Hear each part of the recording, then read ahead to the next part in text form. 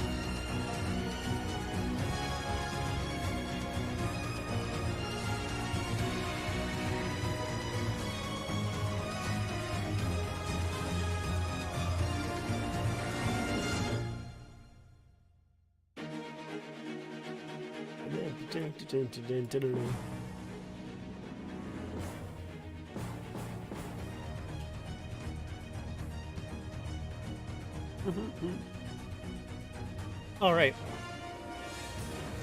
Yeah, that was my bad.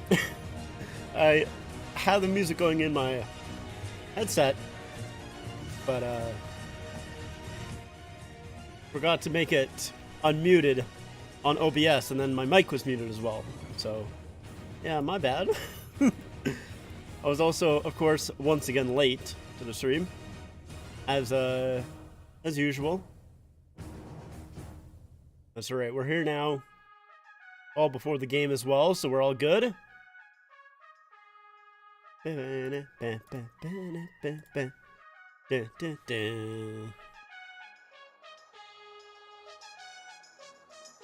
So, game 4 here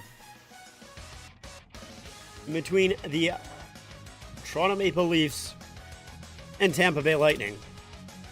Now, Toronto did say they had some game time decisions, some players that were game time decisions, but if we take a look at their projected lineup, seems like they are still going with the same lineup as the last two games. Yarncrook, Matthews, Marner, Kerfoot, Tavares, Nylander, Matthew Nyes, Ryan O'Reilly, Noel Achari, and Aston Reese, Camp, and Lafferty, with McCabe, Brody on the back end, Giordano, Hall, and Riley Shen, with Samsonov starting.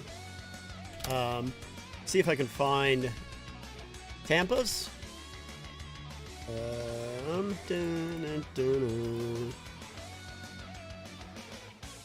And I think Tampa's is the exact same as well. Yeah, Stamkos, Point, Kucherov, Hagel, Sorelli, Killorn, Colton, Paul, Jeannot, Maroon, Belmar, Perry, with Hedman, Perbix, Sergachev, Radish, and Cole, Bogosian, Vasilevsky in net.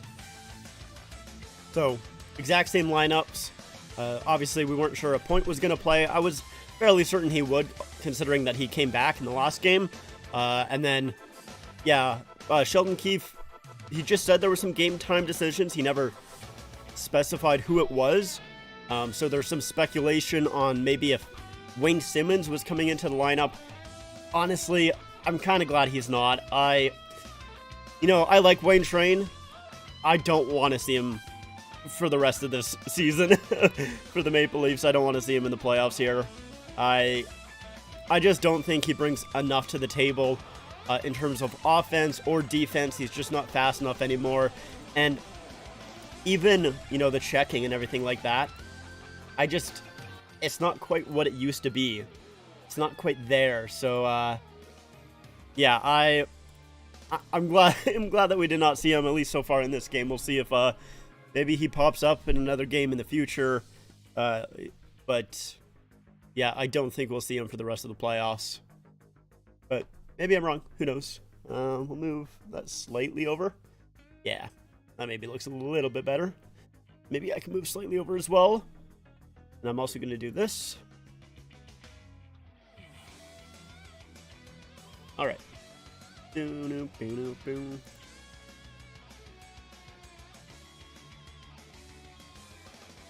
doing the good old Canada.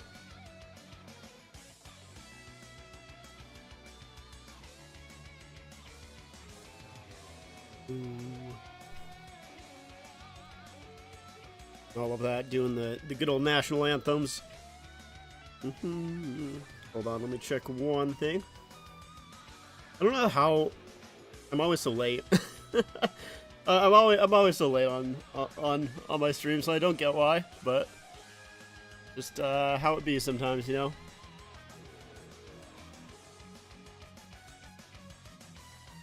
But a very important Game 4, of course, for both teams.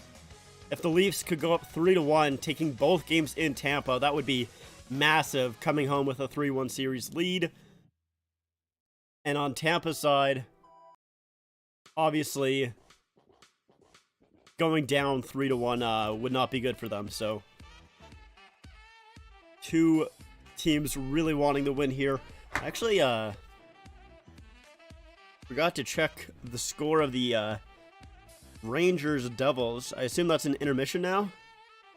No, it's not. But the Devils are still up 1-0. I saw Jack Hughes' goal just on Twitter there with him getting that breakaway and putting it past Shesterkin. They're doing the American national anthem, so we should be fairly close to being able to start this game here.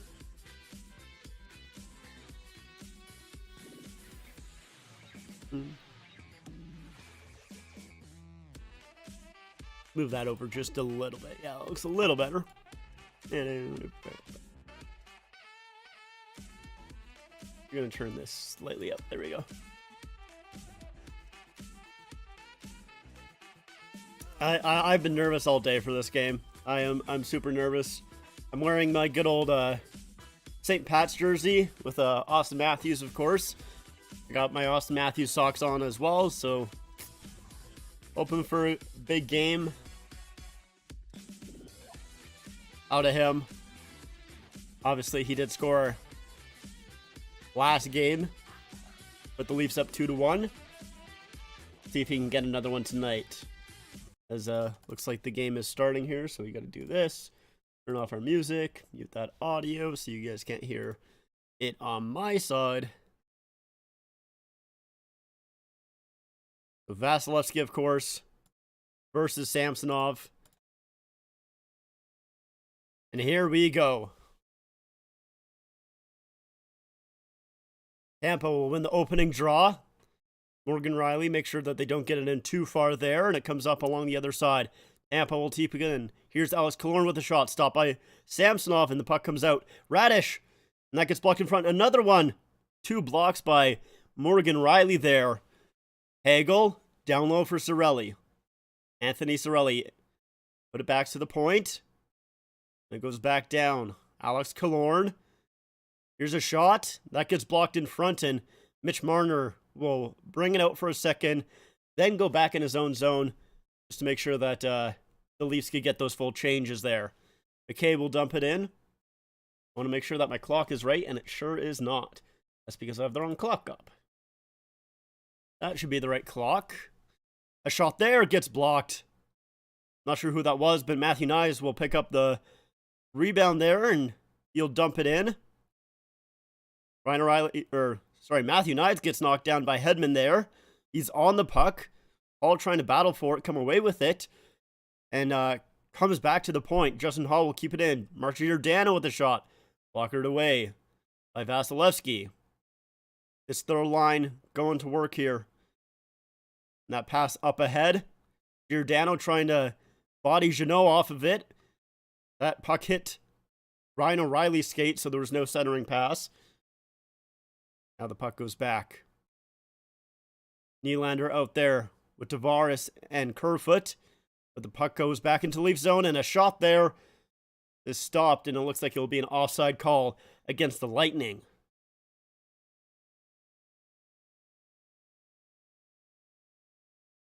So, yeah, of course, last game, the Leafs did end up coming away with it in Game 3, but the Leafs got dominated almost all game. It was not a very close one, but the Leafs managed to come away with it, and hopefully the Leafs come out a little bit better so far, or in Game 4 here. Comes to the Toronto line. Here's Braden Point. Drops it off for Radish. Radish comes in. Pass over. And Kucherov couldn't pull the trigger. Tampa will keep it in. Here's Stamkos with the blast. That just goes over the net. And goes all the way back into the Tampa end. That was a really good pass there to Radish. Darren Radish there. But he decided to give it over to Kucherov instead of shooting it. I think he could have got a good shot there. He was a little bit alone in the slot for a second. And Kucherov wasn't able to accept that pass properly. Now it goes back into the Leaf zone. Shen will play it loose for Riley. And Yarncrow can't quite get onto that one. Leafs will try it again. Marner dumps it in. Matthews after it. Perbix on it first. They'll get it up. Lauren misses that pass, so Giordano will give it over for Justin Hall. Probably the worst D pair for the Leafs so far in this series is that Justin Hall Giordano pairing, and they give it over here to the fourth line of the Lightning. Corey Perry with a shot blocked by Mark Giordano. He gave it away, but made out for it with that block. Comes back around for Corey Perry. Cabe will bump him off the puck. Gotta sneeze here. Maybe I'll wait for a whistle. I don't want to miss anything. McCabe, almost springs Aston Reese there. He couldn't quite get on it. And he'll go off for a change. Here's TJ Brody. Doesn't come up with the puck. Pat Maroon will chop it around. Matthew Knives gets bumped. Puck comes loose to the point. Hedman holds. Goes down low. Feeds it out front. Puck is loose and the Leafs will clear it. Brody gets it down. That was close.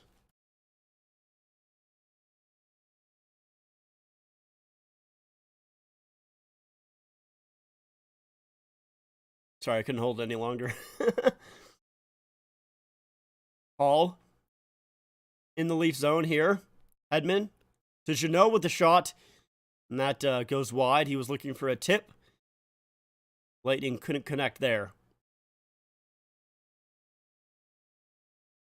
Battle along the boards here. Puck comes free for Matthew Knies. A little bit of a 2-on-1 with Riley. Matthew Knies shoots! And that gets blocked by Perbix. I thought the puck came out of play. It did not. Jeannot tries to come the other way. He gets checked by Tavares, and puck will just come right back for Samsonov here. Gives it off. William Nylander with the puck here. He'll dump it in. Bars can't come up with it. Nylander trying to jump on it. Kerfoot there to help out as well. Along the boards here. The battle for the puck comes loose, and the Lightning will get on it first, but can Nylander intercept it? Not quite. Goes back into the Leafs end. A puck goes into the Lightning end. Radish will, kind of gets clipped there a little bit by McCabe. Seems to be all right. Lafferty gets it up. Here's TJ Brody. Dumps it in. Ball's there first for Belmar. Now Corey Perry. Lightning are in. Perry's out front. Better watch him. Aston Reese does a good job taking that puck away, and he'll flip it into the Lightning end and get a change there. Smart. Yarncroke trying to find it. Unable to do so. Here's Zach Bogosian. Tips it up. Lorne, forechecking, hits Shen, but Riley's there. And he'll get it up for Matthews. Here's Austin Matthews walking in. Goes around the net. Pass back for Marner. And a shot there. Doesn't get through. Yarncrow gets hit from behind, and that will be a penalty on Sorelli. The Lightning didn't come up with the puck yet. So it's still it's going to be a 6-on-5 here for a bit for the Leafs if they can hold on to it. Shen almost turned it over. Leafs still have possession. So Leafs have an empty net here on a delayed call against the Lightning. We'll see if they can do anything with it. William Nylander in to Marner, and they say that the Lightning touched the puck there, so now it'll be a whistle. But the Leafs will get the first power play of the game here. As it's I assume a cross-checking call on Sorelli against Yarncroke as he kind of fell into the boards.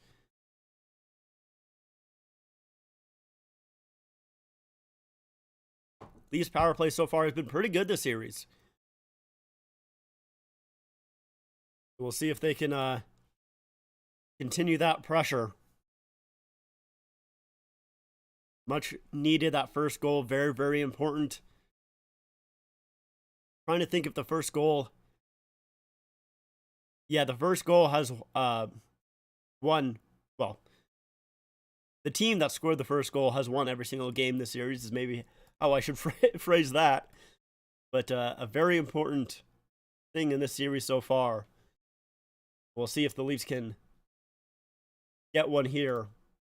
Maybe a Matthews goal. That would be nice. I would like that.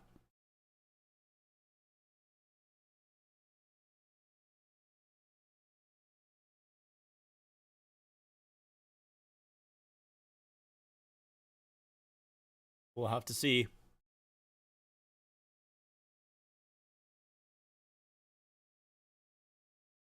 And hopefully the Leafs are a little bit better in this game than they were in the previous one as well. You know, a lot of not great play from the Leafs. And they also, I think I saw on Twitter as well that they were also talking about maybe splitting up Matthews and Marner. Obviously, they did not do that for this game, but,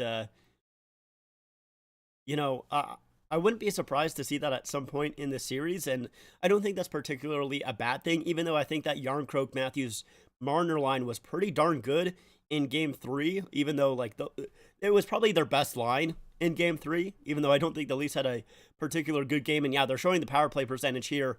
In the regular season, 26%. Here in the playoffs, 30. In the previous years, 2019, 2020, 15, 13 the next, and then 16 the next. So not a great power play percentage over the past few years in the playoffs. It's something that we did talk about coming into the series, and it's been good so far. Leafs come up with the puck for a second. Oh, they're able to keep it in. I didn't think that they would. But Marner unable to get that down. And here are the Lightning coming out. Killorn and Hedman together.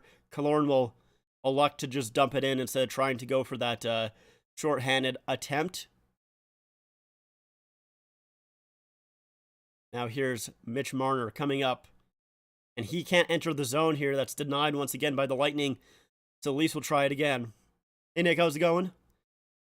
Matthews comes in. Leafs struggling here on this power play as Hagel will get a breakaway opportunity. He gets tripped up. And, they're calling it a penalty shot. So Brandon Hagel will get a penalty shot here. 12:15 in the first.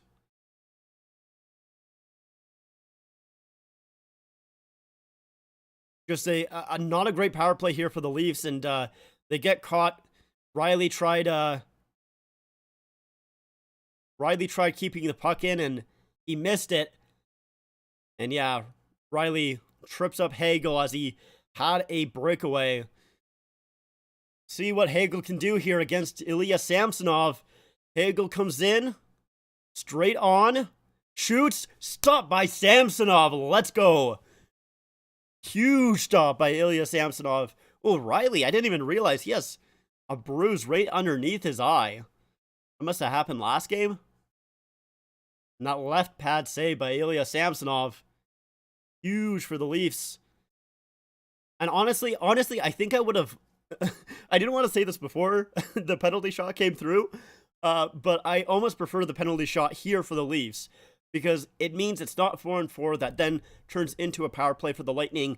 It's just one shot that Samsonov needs to stop, and the Leafs now will continue their power play. A minute 14 that was left when that faceoff was won by the Lightning right there, but the Leafs will now gather it back up. So a minute left in the power play. Matthews can't quite enter the zone with that drop pass to him. The Lightning are doing a really good job stopping the Leafs at the line here, making it unable for them to get through. Now they try again. Finally, they get into the zone. Now they're set up here. Here's Tavares to Matthews. Oh, a good save by Vasilevsky. Right pad save. Matthews over to O'Reilly, who didn't quite handle that puck properly. Now O'Reilly shoots, and that gets blocked there. I think that's by Sergachev, and he's limping to the bench. But it's a 2-on-1 here for the Lightning. Here's Nick Paul. Oh, Sergachev is really hurt, literally crawling to the bench there. They have a little picture-in-picture, and he... I don't know what... I mean, I know he blocked that shot. I don't know where it hit him, but literally crawling to the bench. So that penalty is now killed off by the Lightning. Leafs, I don't think... I must have missed it. I didn't see how many shots on goal they got, but I think it was probably one. I think it was that Matthews shot, and that's about it. Not a very good power play for the Leafs, but we'll see. Oh, William Nylander hit his man, and they'll call that a penalty, actually. Ooh, as that puck kind of came in front of the net. That was close. The Nylander's getting a penalty. I want to see this. They're saying interference? So here's this shot against Sergachev, and hits him like right on the side of the knee. And yeah, Sergachev literally crawling, doing his best to get off. Yeah, I thought Nylander hit him. Yeah, they're calling that tripping. That's a trip. Okay, that's a fair penalty. Fair penalty for sure. The Leafs now have to kill off a power play here. Or the Lightning. Lightning did a really good job killing off that power play for the Leafs, and we'll see if the Leafs can answer back. Marner gets it up ahead for David Kampf. They're out in the neutral zone. A drop pass to Mitch Marner, who shoots it. Stopped by, Vasilevsky, who played it, and that was almost intercepted by Marner there. And Marner will stop that pass for a second. Couldn't fully intercept it. And the Lightning are in. Stamkos dumps it in behind the net. Lorne will tip it for Kucherov. Now Stamkos with a shot, blocked by Justin Hall, who has been so good, and now a pass in front and they score. Lorne gets the eventual goal. It was a shot from the point by Stamkos. It was blocked. Just as I was saying, Justin Hall has done a great job on the power play, well, on the penalty kill, blocking the shots of Stamkos. That block comes back out to the point, and Hedman gets it over to Kucherov, who does a quick pass right to Killorn in front. Yeah, it's a little bit of a fake shot by Kucherov into a pass to Alex Killorn, who's all alone in front. Brody doesn't block the pass. And no chance for Samsonov on that one. Tampa will get the first goal of the game here, so Sergachev back on the bench here. See if when he'll make his next shift. Kucherov 4 assists, Hedman with his first assist there. But when a hit there by Shen on Belmar, as the Lightning are in. Pat Maroon battling forward against the boards. Corey Perry will come out with it. Gets it back to the point for Cole. That shot goes wide. Rebound opportunity from the backboards. Samsonov stops Pat Maroon. So the Lightning with the first goal of the game here. Like I mentioned, as we get a whistle, I'm not quite too sure exactly what for. Maybe An offside? Yeah, I'm not quite too sure, but we're going to commercial break here once again. But like I mentioned towards the start of the stream here, each team who scored the first goal in this series has won. So, Leafs hoping to turn that narrative on its head here. We'll see if they're able to do so. But just an awful power play for the Leafs. They even technically got a penalty on that power play as well that, obviously turned into that penalty shot attempt. And then afterwards, Nylander taking a penalty, a tripping penalty, which is not a good one. It was in the Lightning zone. Leafs didn't really have pressure. He just stuck his leg out and kind of tripped up Stamkos there. And it didn't mean much, to be honest. There was no change in possession or anything like that. So it was a bad call, or not a bad call, but a bad penalty to take from Willie. We'll see if the Leafs can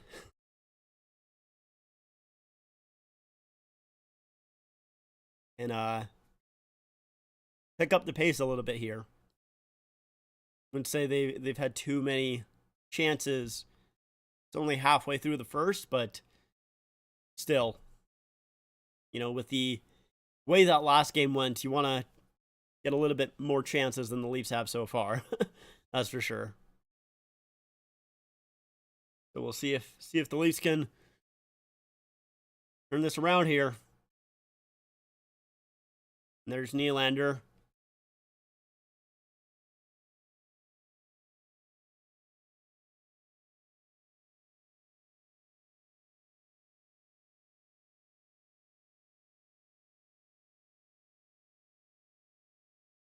Couple of Lightning fans with some face paint on. We'll see where this draw is. I think it's going to be in the neutral zone. Is it right in the middle? There's Sergachev back out there, so that puck just stung him. Yeah, it's right in center ice. But yeah, that puck must have just stung Sergachev. He's back out there. And here are the Leafs out there. Their first line. Matthews can't quite come up with it and goes back to center ice. Giordano dumps it in. Sergachev there. We'll get it to Radish. Up for Killorn, the goal scorer. Alex Killorn gets to center and dumps it in. Samsonov can't knock it down. Puck comes free for Hagel, and he couldn't center it, as Matthews does a good job blocking that pass. But puck comes up front to Killorn. Oh, and that was stopped by Samsonov. Alex Killorn almost got the second goal of the game as well. Now he's back in. Alex Killorn. You better watch him. A shot from the point there. Blocked by Austin Matthews. A 95 miles per hour shot blocked by Austin Matthews. I know he's, as far as I remember, he was the leading forward in blocked shots. And,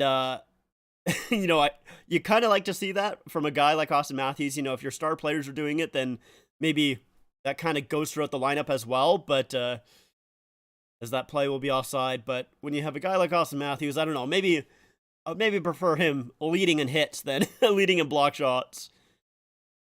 But yeah, that puck just dug free by Cirelli, put it out front, and I actually don't know if Killorn actually got that shot on goal or not. And a shot off the toe from Austin Matthews. Grimacing at the bench, but looks like he should be okay. Yeah, he seems to be all right. Puck won by the Lightning. That play offside again. Couple of offsides here in the first. Shots 5-3 for the Lightning. And O'Reilly's taking this draw here. Ryan O'Reilly, 2 goals, 5 points so far in this first round. Of course, that second goal being the game-time goal in Game 3. Colton's on at first here. O'Reilly helping his defenseman out, and he'll play it to Jake McCabe, he'll bring it up. McCabe up for Matthew Nyes. Battling for it. It's in some feet here. Leafs dig it free. Here's Jake McCabe at the point. Fakes the shot. Now shoots. And that's stopped in front. Riley was pinching there. Couldn't find it. And Jeannot will get it down into Leafs end. It'll be an icing call against the Lightning. He didn't quite hit center ice. So Leafs probably get their top line out here. Although this Lightning line hasn't been out there for too long.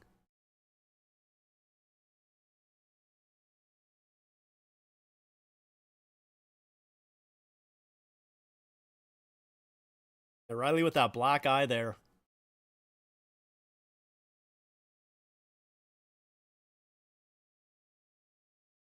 Here's Austin Matthews taking the draw here. And the Lightning will win it. They can't get it out, though, for a second. Riley keeps it in, but now the Lightning battling for it. Leafs still keep it in. Hedman will try the other side. Gets it to Hagel, and Hagel will get it all the way down. Not enough for icing, so that Lightning line will change. Matthews comes right back in. Dumps it as he got hit by Radish. The second line out here for the Lightning. Schenn at the point shoots, and that gets deflected and goes wide. Now a lead pass for Alex Killorn again. Tries to make a move on Schenn, and it shot is blocked by Luke Schenn. Good job getting back there and defending. As Alex Killorn with a few opportunities here early in the first. Obviously one resulting in a goal. And a centering pass. Ooh, Cirelli almost got that shot away. That would have been dangerous. Here's Radish. Works free. Shoots. Was a little bit wide. Not sure who that was with the shot. Oh, it was Stamkos with that blast. That went wide. I guess I maybe could have predicted, or could have guessed that with Stamkos using that slap shot there. It was almost in his usual position on the power play, but it was a little bit farther out. Leafs trying to find that puck that was in front of the Lightning netminder. Couldn't quite get there. Now Kucherov comes in. His shot gets deflected wide. Perbix at the point. Goes off the side of the net. Now that pass in front, and Aston Reese will gather that up, clear it. Justin Hall tries to tip it up ahead for Lafferty, who'll dump it in. Vasilevsky out to play the puck. Point pass was knocked down. Nylander couldn't enter the zone because Kampf was still on the Lightning end. Tavares in, gets hit pretty hard, knocked down. Kerfoot trying to gather it. Tavares can't center that puck. Here's Alex Killorn. A puck, it's a skate, goes back into the Lightning defenseman. Perbix and Hedman playing back and forth as the Lightning will change. Perbix trades for Bogosian, who will now pick up the puck as Hedman will come off. Here's Perry. Hits it off the glass and gets back on it. Corey Perry makes a move as he made a nice little play off the glass, and Perry's arguing about something. Maybe where the faceoff is supposed to be. That was a good little play by Perry, who made a move around Jake McCabe. Tried to make a move around TJ Brody, and the puck did come out front.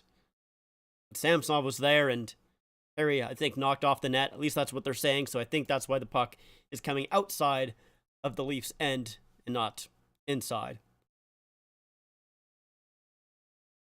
At least that's what it seems like to me.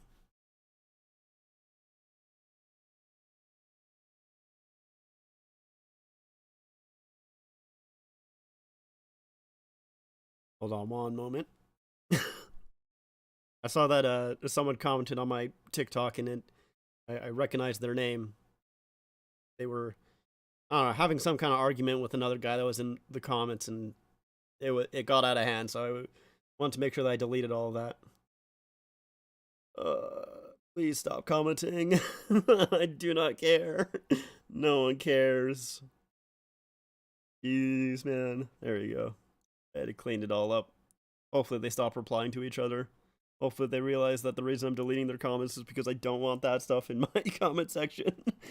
All right. We'll see if that continues. Hopefully not.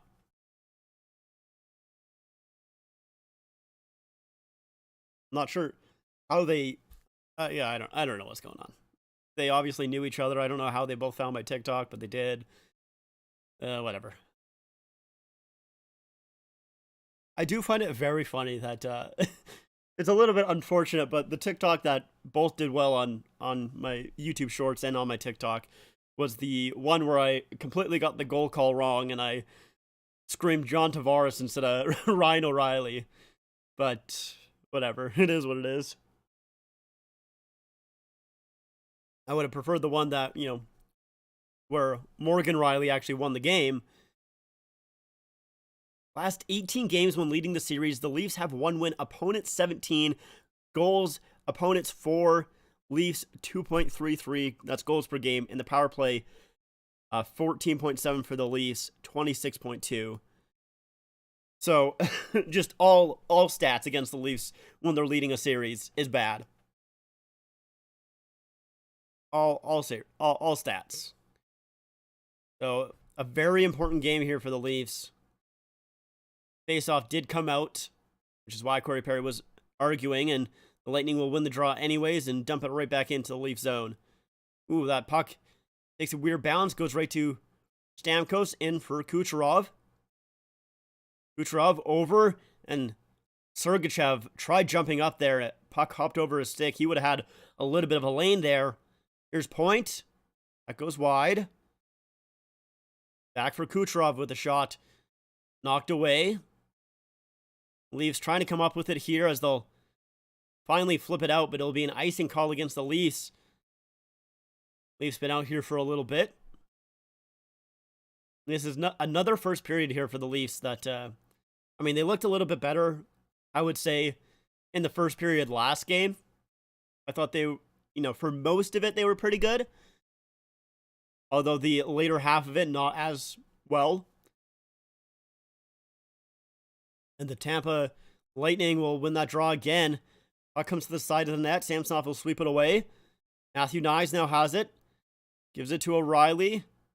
The Leafs are out of their zone. And that puck gets knocked all the way into the Lightning end. So the Leafs will be able to change. Nick Paul trying to find a man who can spring, but he'll bring it up himself. Paul dumps it in, and Brody's on it first. 3:40 left to go in the period here. And Marner couldn't feed that through, so it goes back into the Leaf zone. Shot attempts, 23-9 for the Lightning. The Lightning have done a very good job stopping the Leafs up, making it very difficult for them to enter the Lightning zone. The Leafs have barely got any offensive zone pressure here. They really need to turn this around. They need to find some way to break through this Lightning defense. I'm not a coach, so I don't know what the solution is, but they need to figure it out. As Hagel comes in, Hagel shoots, goes wide. Cirelli, this line has been pretty good so far here in this game. Comes out front to Killorn, blocked there in front by Jake McCabe. As Alex Killorn with another chance. Is that his fourth opportunity so far in this game?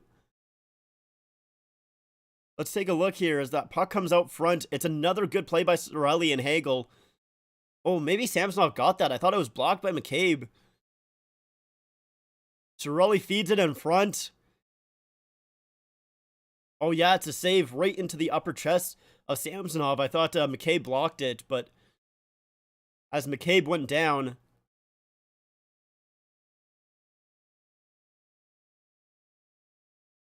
but geez, man, Killorn, that line has just killed the Leafs so far here in the first period. Now Corey Perry has it, who's been a threat also in this series. Bogosian with the blast, knocked to the side by Samsonov.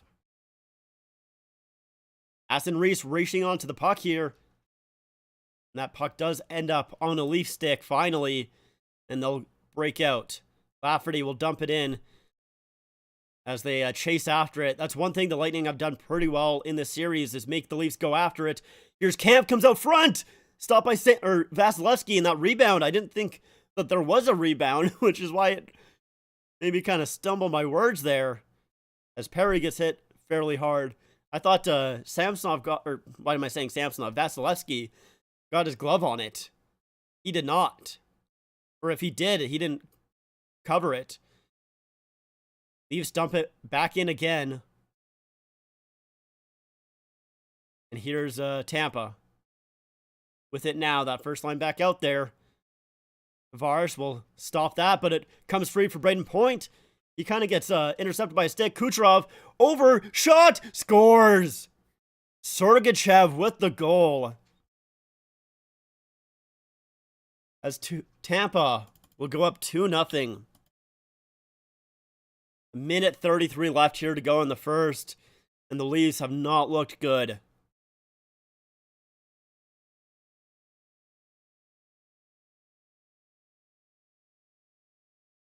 So,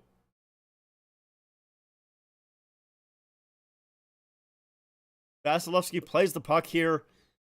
It comes, actually, I think Sergachev's stick got knocked out of his hands as well. Point gives it to Kucherov, who feeds it over. Oh, where is Sammy? Samsonov was so far out of position. I think he thought Kucherov was going to take the shot. I think that's why he was so far out.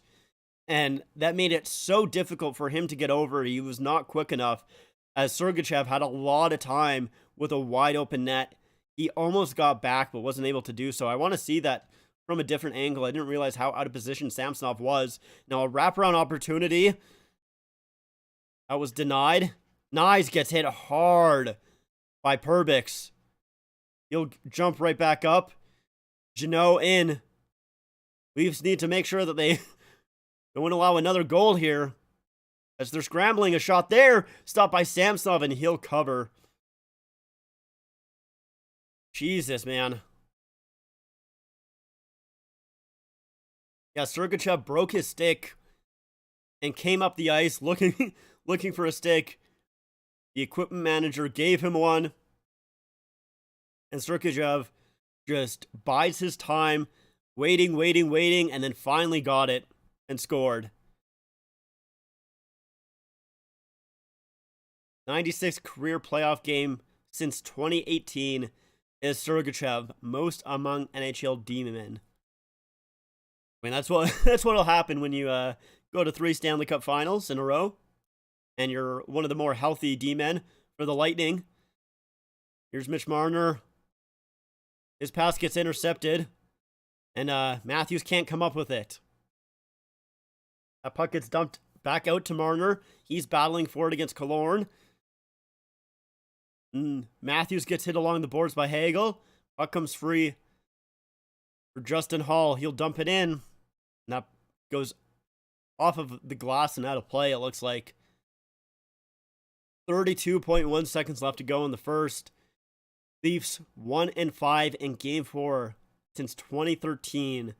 34-45 all time in Game 4. That's not great. It's not ideal, I would say. Marner and Hagel battling off the draw here. They're going to redo this. And Cirelli wins it. Marner comes up with the puck. Mitch Marner to the middle. Oh, Yarko puts it wide. How is that not a penalty against the Lightning? As Shen gets it to Marner. He'll push it in. Austin Matthews. The Yarncroak at the line. Shen. Shot, and that goes wide. How is that not a penalty against the Lightning there? That is insane. As Marner steals it. I don't know how that wasn't a penalty at the end there. The Yarncroak just missed it. I want to see this again.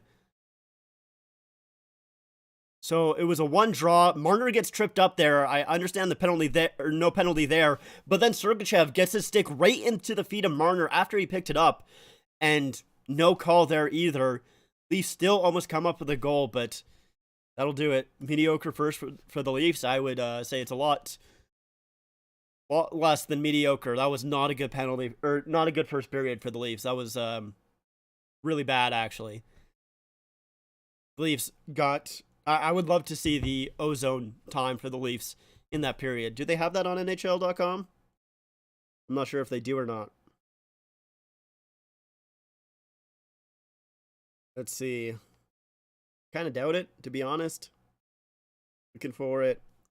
I don't know, maybe on the NHL website. Either way, I feel like the Leafs got just dominated. And the thing with the Leafs as well is they love to maintain possession.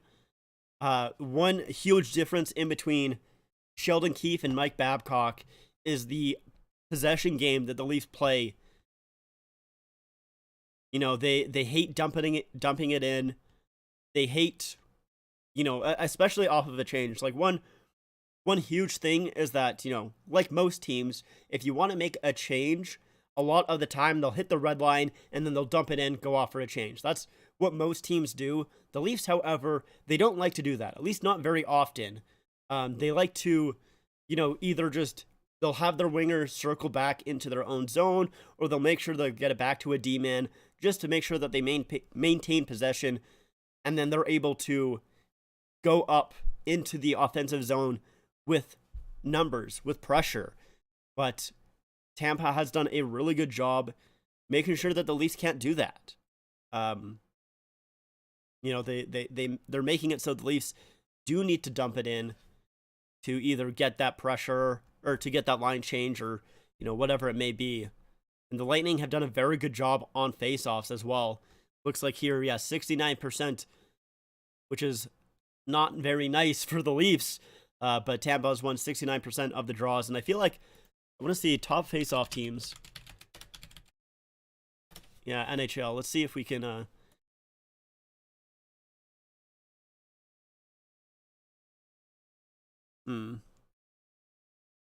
Maybe... What if I do teams here?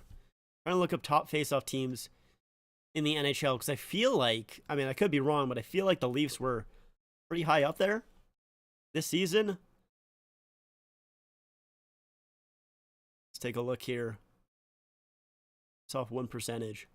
Yeah, so the 2022-2023 season, I think this is on StatMuse. So I think it's correct. I do usually trust this site for a little bit of my stats.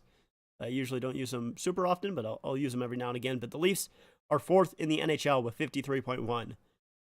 The Lightning are 5, 6, 7, 8, 9, 10, 11th with 51.6. This first period leaves you to question if the Leafs' style of play will lead to success throughout the playoffs. I mean, I disagree. No, I don't have a feed. I'm not allowed to show the feed. If I show the feed, there'll be copyright. I'll get copyright, and the stream will get taken down. So I cannot show the actual live game. But I don't think it's the first period that will leave you to question that. I think, I don't know. Like the thing with the Leafs is they're going up against Tampa, and you know, even with Tampa losing, you know, a couple of key players like Ryan McDonough in the offseason, they're still a really good team. And it's not like the Leafs are, you know, a weak team that can get bullied around or anything like that. Like, they're not. They're not that team. In the past, sure, they were. Like, they didn't have too many guys that were tough or anything like that. You know, that's not really who they were back in the day. But you can't say that anymore. They got guys like Achari, you know, like Shen, like McCabe. Like, they have some guys who play the body. They're not a small team. So like, I and you know, they even have playoff performers like Shen once again, and like O'Reilly. Like, I don't think it's an issue of if their style of play can have success in the playoffs. I think it's more just Tampa's doing a really good job right now shutting down the way that, you know, the Leafs like to play. It's maybe more of a question if the Leafs can adjust, really, I would say, than anything. And I would maybe put that on the coach. If the coach can adjust, that's usually where you kind of have that conversation. Still have faith in the boys. This game is far from over, for sure. I mean, you saw it last night with the LA Kings and the Edmonton Oilers, where the Kings were up 3-0, and it looked like that game was over, and it obviously was not. Kings came back and won. It's no lead is safe in the NHL anymore. It's just not. It's not as easy as getting up 2-0 or 3-0 or whatever, and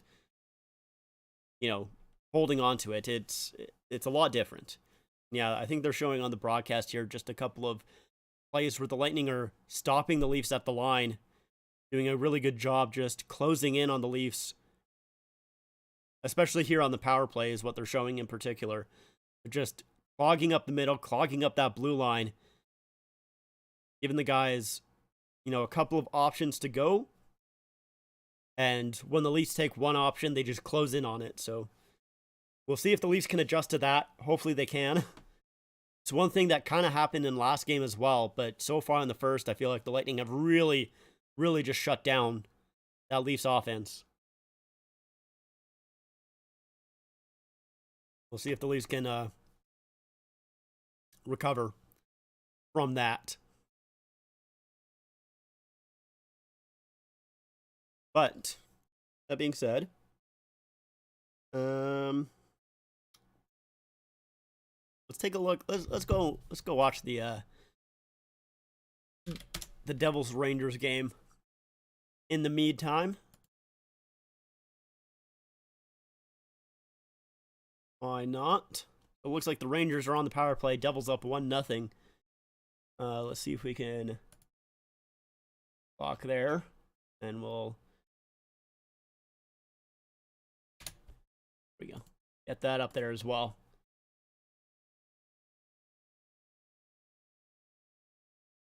Hold on. Here we go. All right. Yeah, so we'll watch the Devils game while we kind of wait here. Might as well. Oh my god, that's so loud. All right, there we go. It's a little bit better. It was so loud in my ears.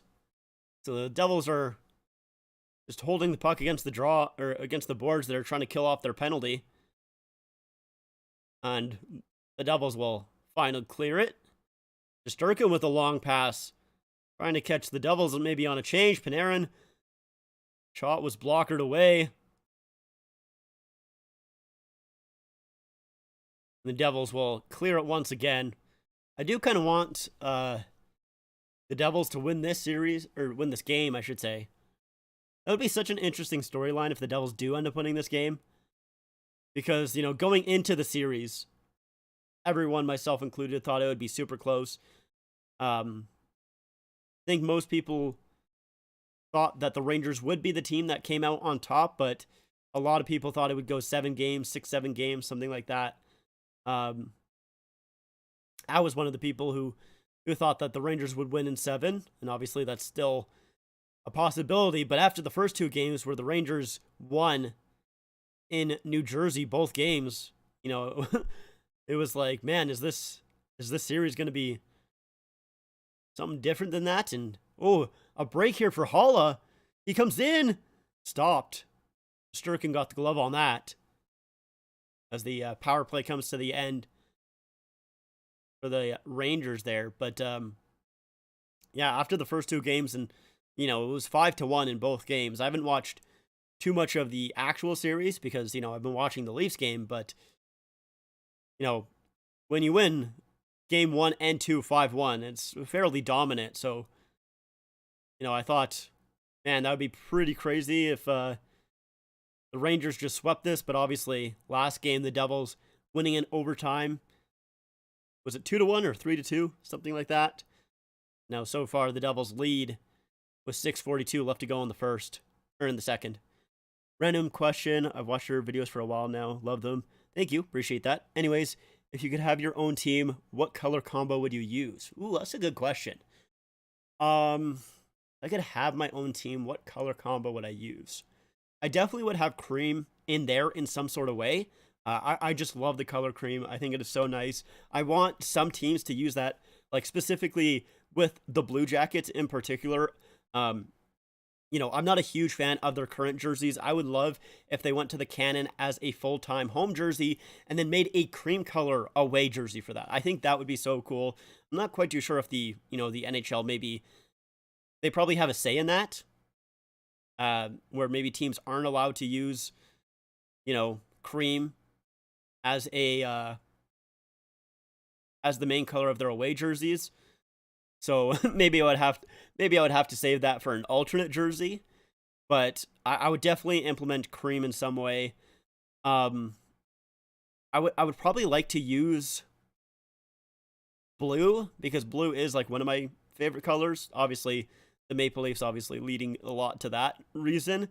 I also like orange a lot as well, but it's a very specific kind of orange.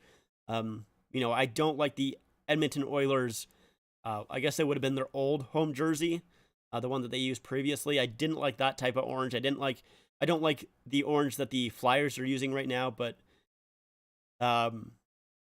maybe an orange in there. I'll kind of have to think about that a little bit more, to be honest, because I've never thought of that. But I think definitely cream. I think in some way I would implement cream into the jersey, but I don't think that would work that well with orange. I feel like it would look kind of bad. I don't know. We'll see. I guess maybe I'll design my own team at some point. 3-2 after the Leafs second. Hopefully, yeah, we can pray, we can hope.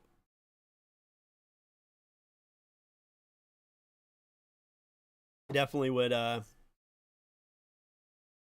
love to see that. I'm actually gonna move the clock here. This is the ESPN clock. Move it right there, so it's not as confusing. And also, I should probably go first int. Nope, not nt. There we go. That'll make it a little bit less confusing.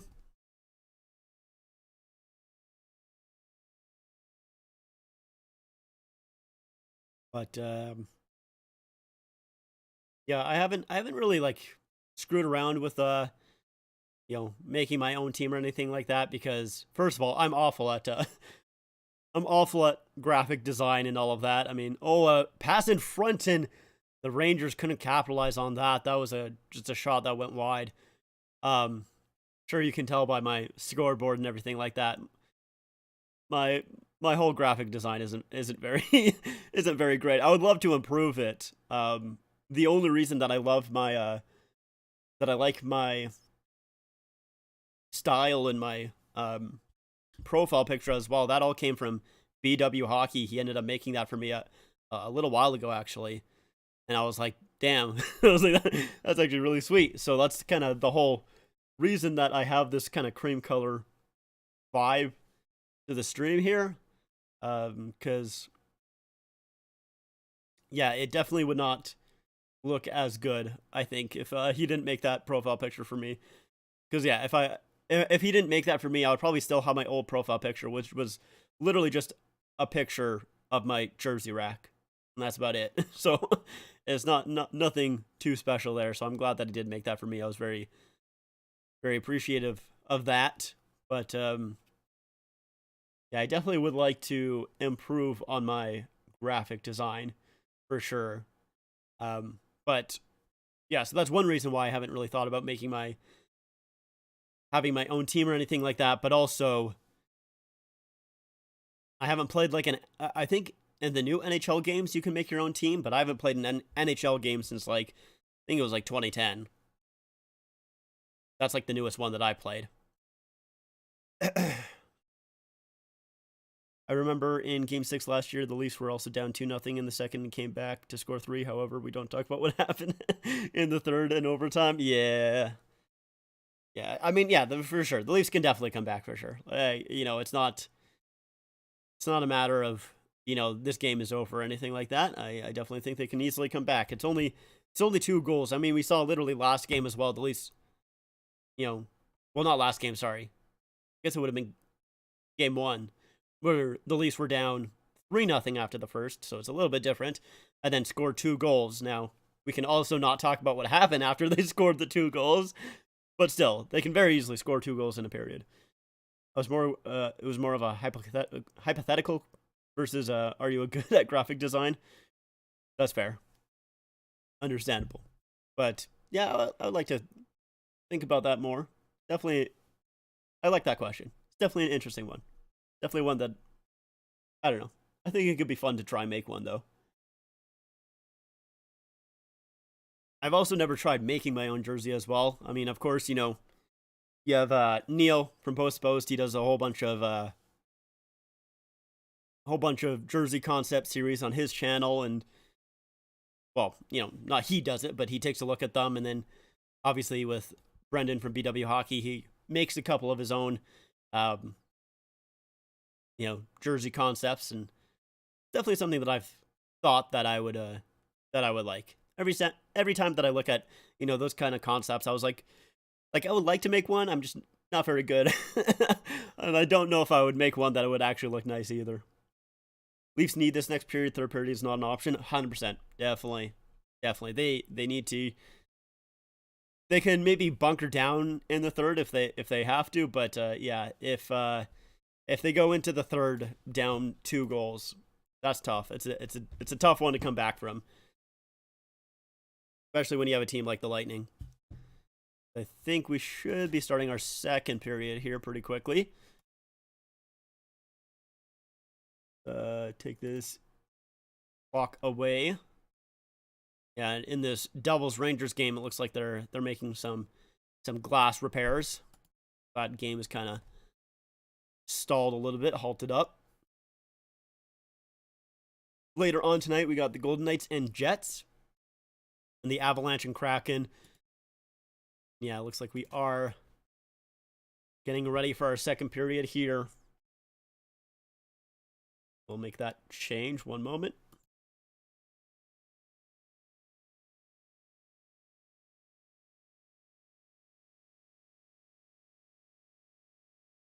All right. I love Post, but knowing me, I would accidentally make a Barney themed jersey when playing with purple. Yeah. Yeah, I feel that for sure. Yeah, I would make some, I don't know, just some stupid looking jersey. It would not look good. I mean, the thing with me is, I don't think my taste is particularly great either. I mean, the jerseys behind me, even though I know they're dumb, but they're the kind of jerseys that I love. So I don't think I would make too many winners there, but I don't know, maybe if I had the right template, maybe that could help improve that aspect, but yeah, his jersey concept series are very fun to watch. It's very cool just to see different types of ideas and everything like that. As we do start second period. That's kept in by Riley with a shot. Goes wide. Matthews, Marner, Yarncrook out there for the first minute here. And that puck comes out. Marner will grab a hold of this puck here. Has a little bit of a break. Gives it to Matthews. And he is stopped by Vasilevsky on a good little chance there from Marner, who got collapsed on both by that's Sergachev and Sorelli, I think. Sergachev and Sorelli. And his shot goes into the glove of Vasilevsky. Second period, game 3. The Ozone time, 5 minutes, 48 seconds. Ozone possession was 40 seconds? Jesus. Really? that is awful. See if the Leafs can maybe turn that around. Hopefully, yeah, they don't have as bad of a period as they did in game 3. Now that puck comes loose. And here comes TJ Brody. TJ Brody goes around the net, tries centering it, and Vasilevsky is there. And we'll cover it up. Hey, Hype Tube. How's it going?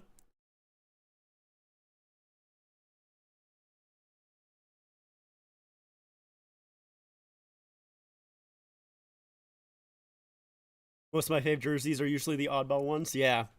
I mean, I think part of it is just because they are so unique. There's something different. The ones that are a little bit more standard, I do think are still nice, but yeah, definitely not as just not as fun, not as exciting as those oddball ones. Leafs not winning another game. We'll see. We'll see.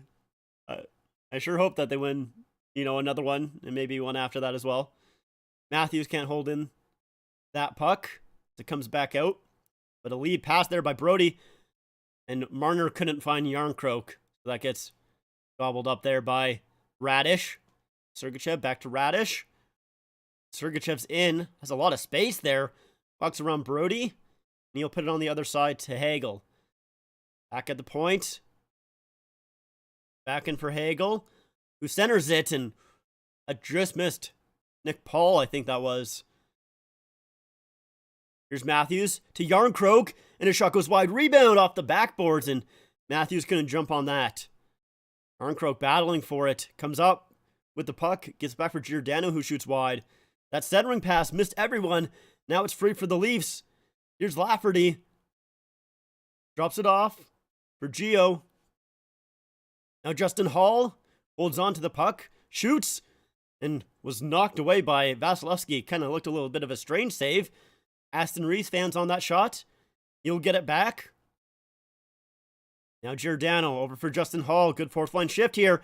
And a look for a tip pass there by Justin Hall. It went off Aston Reese's skates instead of his stick, who was a little bit behind him. But the Leafs are back in. Lafferty centering pass goes off Vasilevsky and gets picked off by Braden Point. And now he'll come out the other way. Braden Point holds up, gives it to Hedman. And that shot goes right into the chest of Samsonov. Neil hold on. And Aston Reese pushes Hedman away from Sammy there.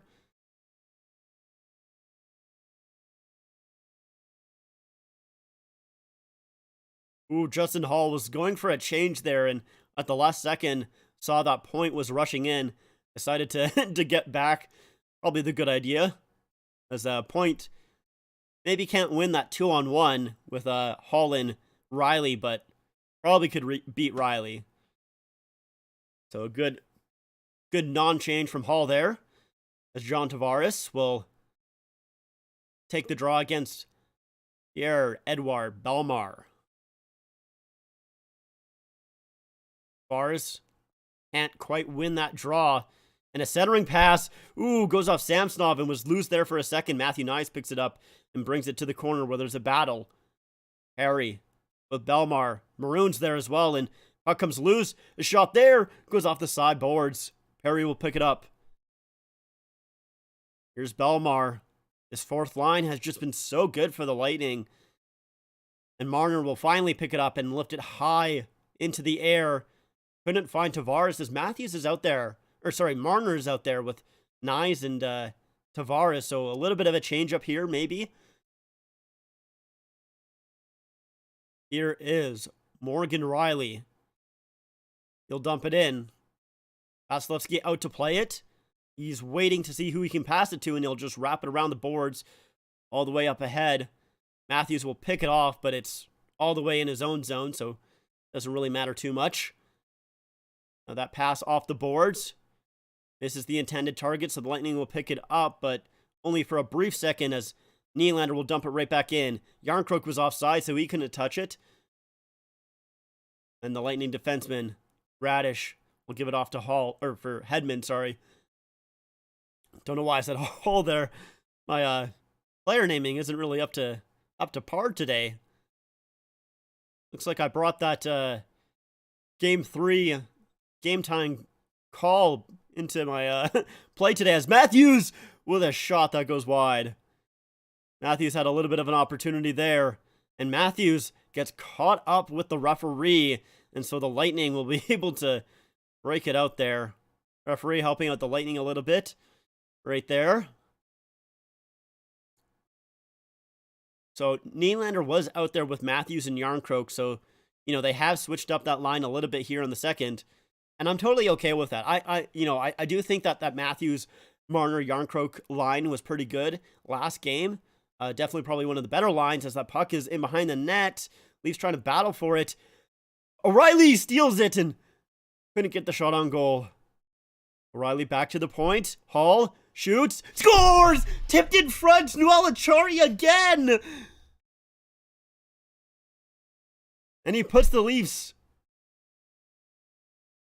behind by 1.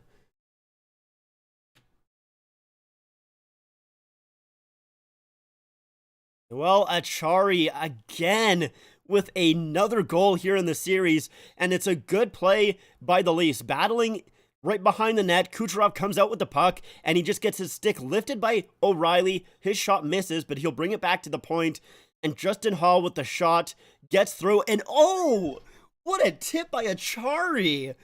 Wow, a great adjustment there. That's not a tip that you expect from Acciari. That's a tip that you expect from Austin Matthews. Or maybe John Tavares. Now here's Sam Lafferty. And his shot is stopped by Vasilevsky. Back to the point. Leafs with some pressure here, finally.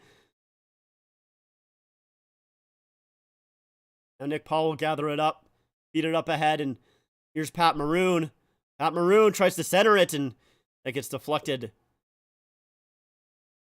Riley will get it over to Shen. Luke Shen gathers it. Gets it up ahead, and Leafs will dump it in.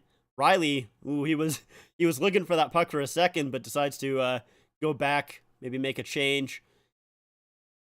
No change, actually. He's still out there. Here's Hedman with the chance. Hedman shoots. Oh, a rebound opportunity. And they're saying it's not in. They haven't blown the whistle yet. And now they do. As there's a massive pile in front of the net. Maroon's there. Cirelli is on top of Samsonov. Matthew Knies in the middle of it as well. I have no idea how that stayed out. As Brody doesn't have a helmet. So here is Hedman, who holds, waits out Brody, and it's a save by Samson. What a play, Matthew Knies! What a play by Matthew Knies as he pulls the puck off of the goal line. Oh my God, this kid. You cannot take him out of the lineup. Oh, what a play by him. Oh my God. There's no way. You cannot take this kid out of the lineup when Bunting comes back. There is no way. He is not coming out of the lineup. Cirelli on the doorstep there, gets a little bit of it, and he just reaches with the stick. Matthew Knies, what a play by the kid. Holy smokes.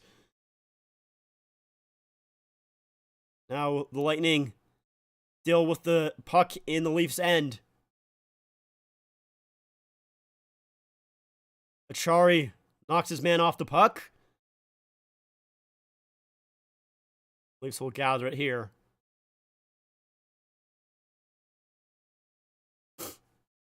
Urbix wraps it around. Ugh. Here's Nick Paul. Gets it up ahead. DJ Brody will gather it. Here's Austin Matthews. Comes in. Tries to make a move. Couldn't get around Hedman there, so he'll just put it through to the other side. Matthews back with it. Shoots. Stopped by Vasilevsky. Why do I keep saying Samsonov? Jesus, man. Get it together. Come on. It's the playoffs. Brody battling with Hagel here as it goes back into the Leafs' end.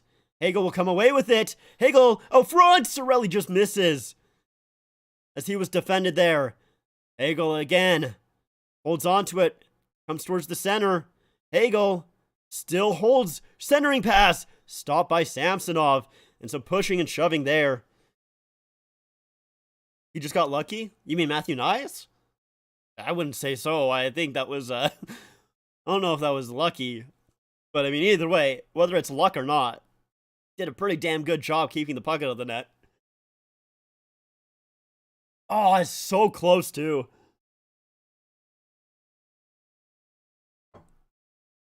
I don't know, whether you want to call that luck or skill, it doesn't really matter. He stopped it from going in and kept the game at 1. You're confused because of the similarity of their jerseys? Yeah, probably. That might be it. Those damn Tampa jerseys. They need to go back to using the black. I'm disappointed that they got rid of that was it Disrupt the Night jersey, I think is what they called it. Basically that gradient. I know a lot of people weren't a huge fan of it. I liked it.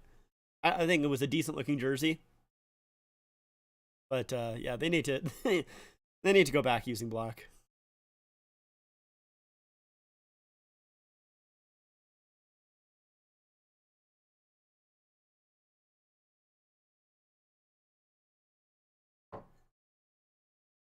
You're from Tampa?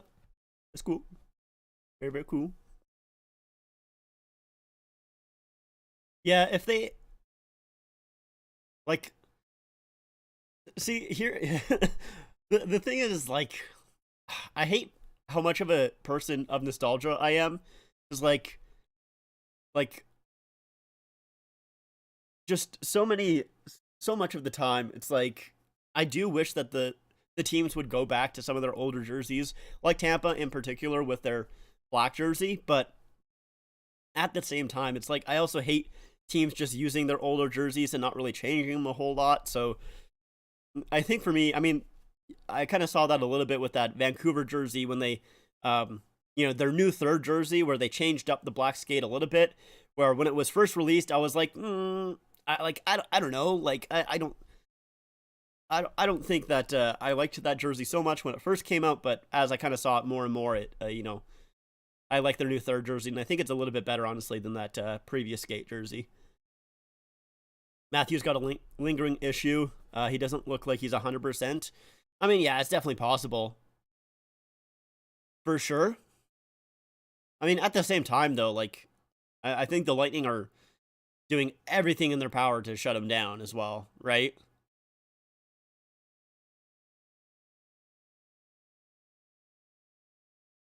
It'd be interesting if it's just a lightning bolt with no circle. Yeah, that could be interesting for sure. I think they would need to do something, maybe add something else, maybe some outlining to the lightning bolt if they remove the circle. But because I think if they just had a lightning bolt right in the middle, it wouldn't really be enough. Even if they just added a black as the trim on the color of the jersey and pants. Matthews, Marner comes in with Tavares in front and swung away. I heard Matthew Nyes on the broadcast, which is why I said Matthews, because I wasn't fully paying attention there until a second.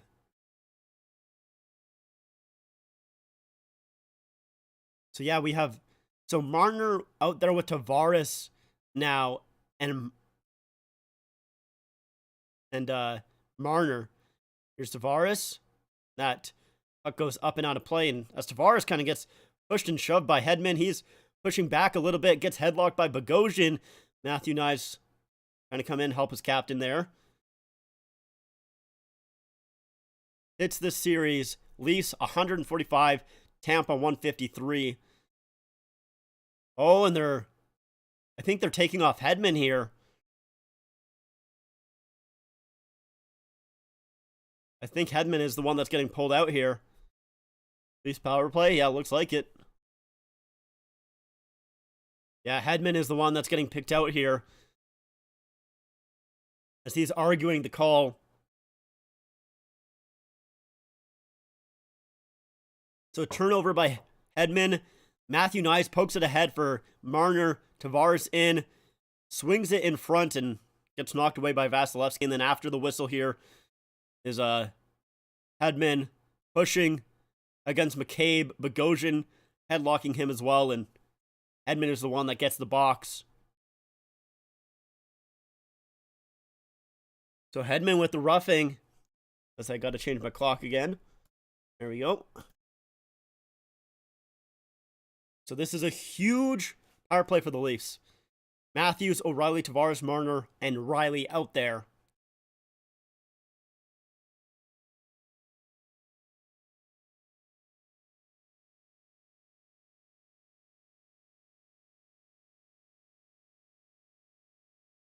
So let's see.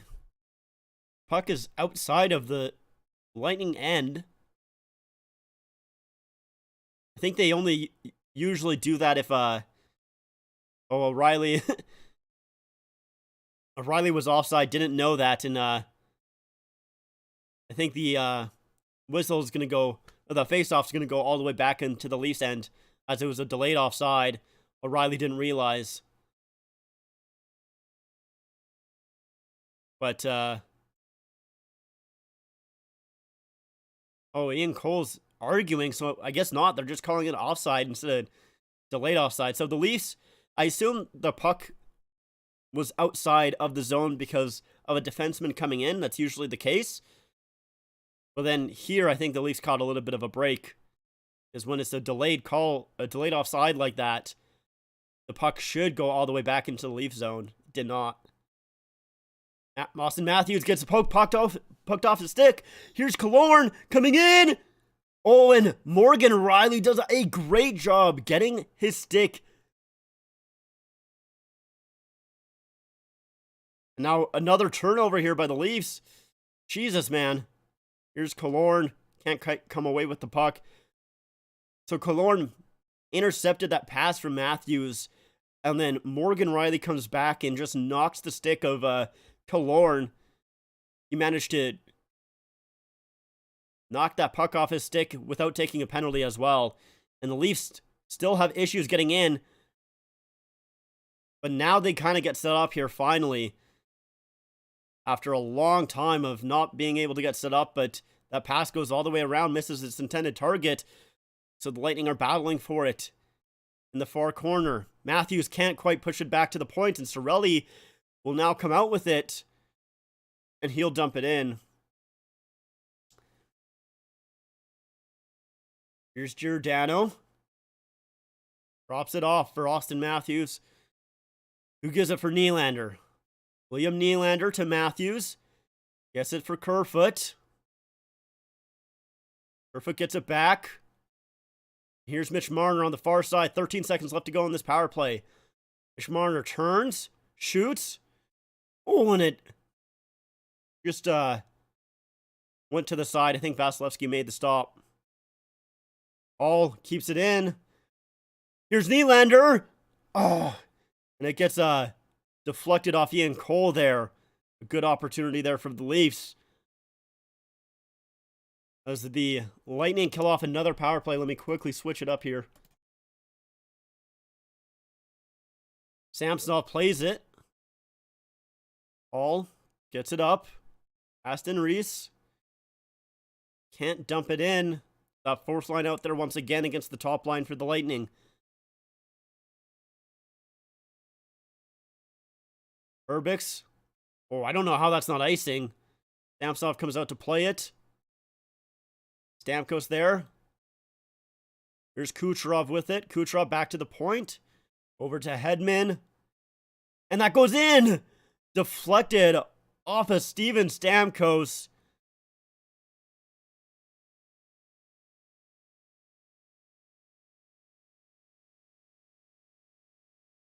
And another bad power play for the Leafs. And the Lightning capitalize on that kill. They get some momentum there. So Hedman throws it to the front of the net. Goes right off the skate of Stamkos, but it won't be a kicking motion because he did not kick it. It just went off his skate.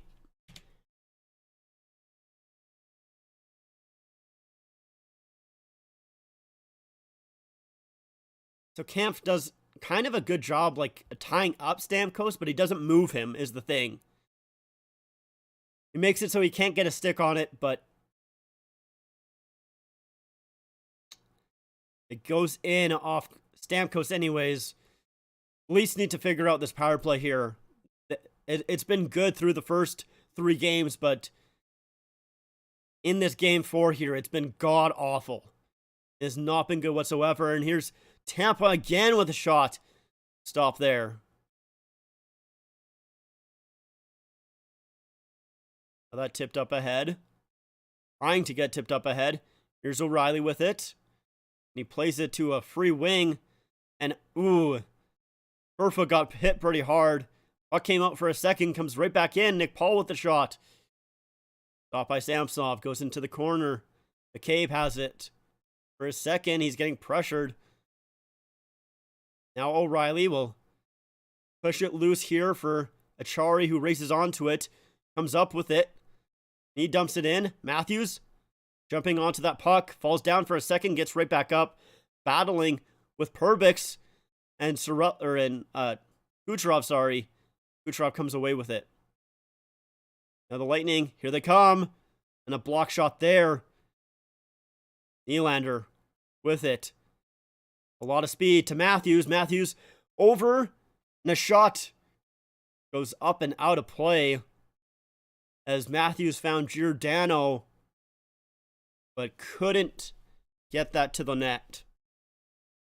Is O'Reilly even playing? I thought O'Reilly's been fine. I mean, he got that opportunity that came out front right before the Leafs goal, and then he passed it to Justin Hall, and Achari tipped it in.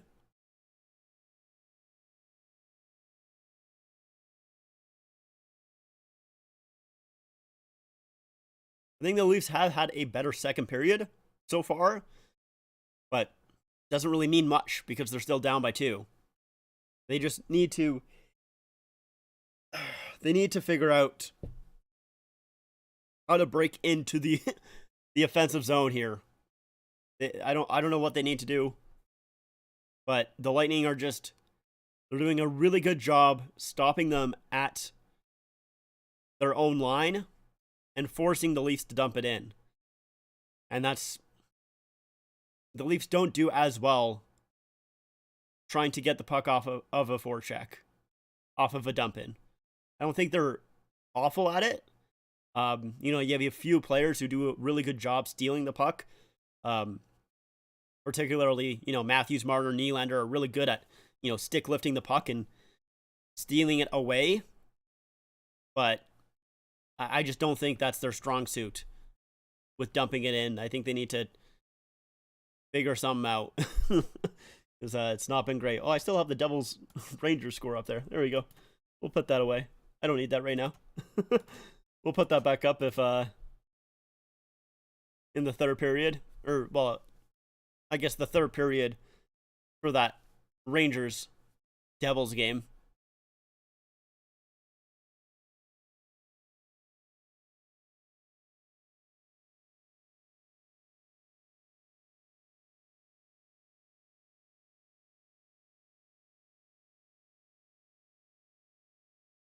We're back here.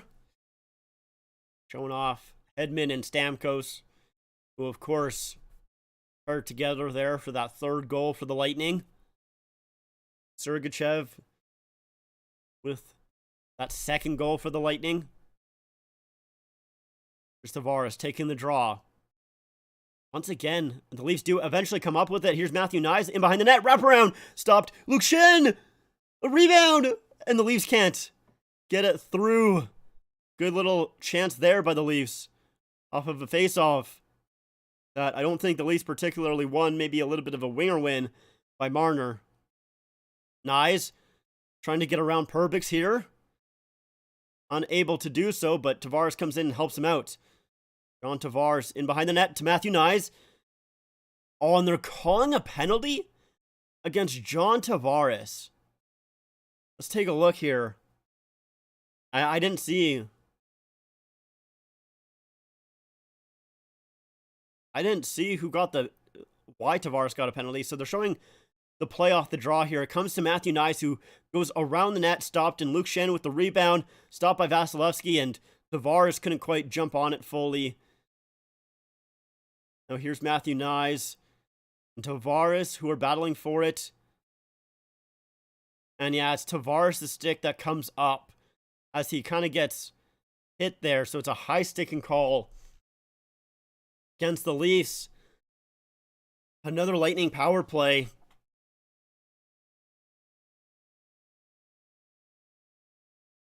So this is very much needed here for the Leafs. Hedman at the point. Shoots. Blocked in front. Rebound. That's towards the side of the net. Hagel. So it's the second unit out here, and that shot goes wide. And up and out of play as well. So I think it's that second unit out there for the Lightning to start, as I think that Stamkos line was out there already.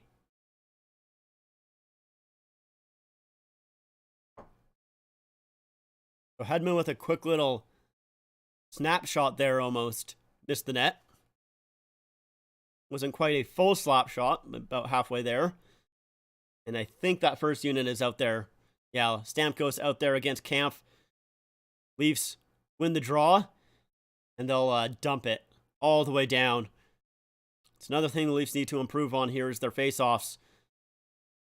We saw a few times here in the series the Leafs have scored off of a faceoff win.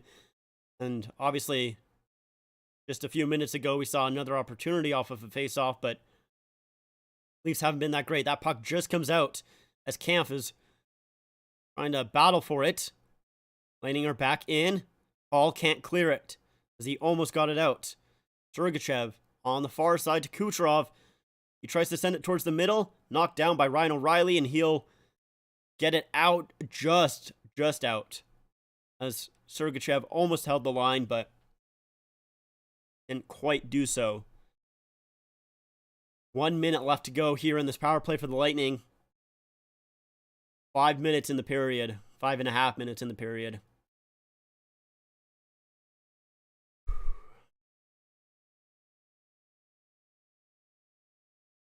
O'Reilly to take the draw. Leafs end up winning it. A little bit of a winger win as well. That goes all the way back into the Lightning zone. O'Reilly forechecking here. Comes up with the puck. He's knocked down, and he couldn't quite feed it into the middle. McCabe trying to center it for Yarncroke there. Unable to do so, and now the Lightning are back. Here's Kucherov back for point to Sergachev. Kucherov on the far side here. Sergachev, Kucherov. Tries to put it in front, and Point's shot was blocked in front. A good little play there by the Lightning. Kucherov keeps it in to Stamkos out front, and that was blocked again. He was looking for Killorn, who was a little bit alone in front, and I think that was blocked by McCabe. 15 seconds left there to go, and they're calling that an offside. That was a huge call for the Leafs as they were scrambling to change, and not everyone was back at the line there. So yeah, here's Kucherov. Gets it back. And Killorn just drifts down to the side of the net. Leaf players don't really fully pick him up. And that allows Kucherov to pass it to him. And it's a little bit of a tic-tac-toe play where they get it to point in front. And it was a good block by McCabe there. Not allowing that to get through. But we've seen that play happen. Not just in between this series here. Or not just in this series here. But a few series where you have that play where it's a little bit of a at the sideboards, down to the side of the net, and then back out towards the middle. It's hard for the goalie to kind of track there. Ooh, and that dump in from the Lightning hit the linesman, and now that penalty is done with Cirelli trying to put that puck through, but Tavares does a good job holding him up. I'll change the clock in a second here, as Tavares will get it out to Achari. Samsonov out of his net to play the puck. Gets it to Brody. Long lead pass there. Tavares can't quite knock it down, but I think he touched it, so there's no icing. Now a lead pass for Kucherov here. Pulls back. Gets it to Cirelli. Back for Kucherov. And that's a huge block by Luke Schenn. Now Marner gets it to Riley. That gets knocked off his stick, and he'll wrap it around. Brandon Hagel finds Kucherov. A one-on-one with Luke Schenn here. And I think he's at the end of his shift, so doesn't try and make a move on him. Just goes to the sideboards. Here's Luke Schenn again. He gets that stolen away from him by Stamkos. A lead pass there. Couldn't find Killorn, who has been all over the ice here in this game. Killorn couldn't find Stamkos, who was breaking. Here's Nylander now. Brings it in. Nylander out there with Marner and Matthews. A centering pass. Couldn't find Matthews. Nylander will gather it back up. And what's happened to my stream? Please. Please. My stream has frozen. Okay, now we're back. Here's Killorn. and for some reason went to the Edmonton game there. Don't know how that happened, but it did. Either way, don't think anything too much happened while we were gone. Marner will dump it in. He's been out there for a minute and a half already. Here's Giordano. Shoots! And that stopped. And I thought there was a little bit of a rebound for a second, but Vasilevsky held on as Yarncroke gets into it with Bogosian. Jeannot pushes away O'Reilly. Here's Nylander. He got it to Matthews, so that's what I missed. And Matthews with a backhand shot just misses, so I almost missed a goal, but I did not.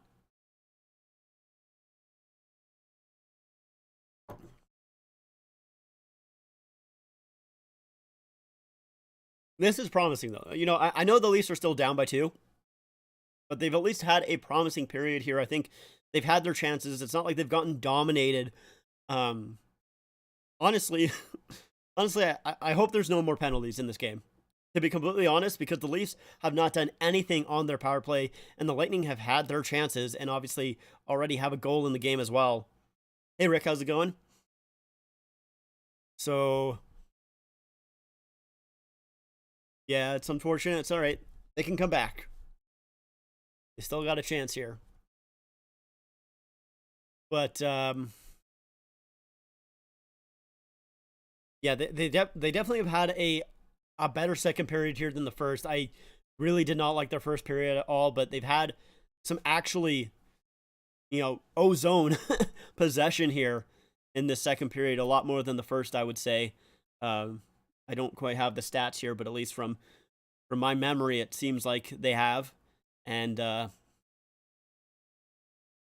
yeah, I still don't like their power play, though. Tampa's done a really good job stopping them at the line, not allowing them to get into the zone and get their setup.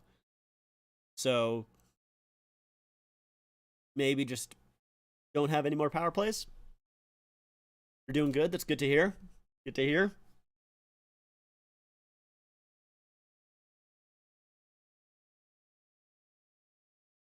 There is Maple Leaf Square. Looking a lot more nervous this time around. Here's Amalie Arena. They're definitely a lot more excited. Guy waving his flag there on his feet.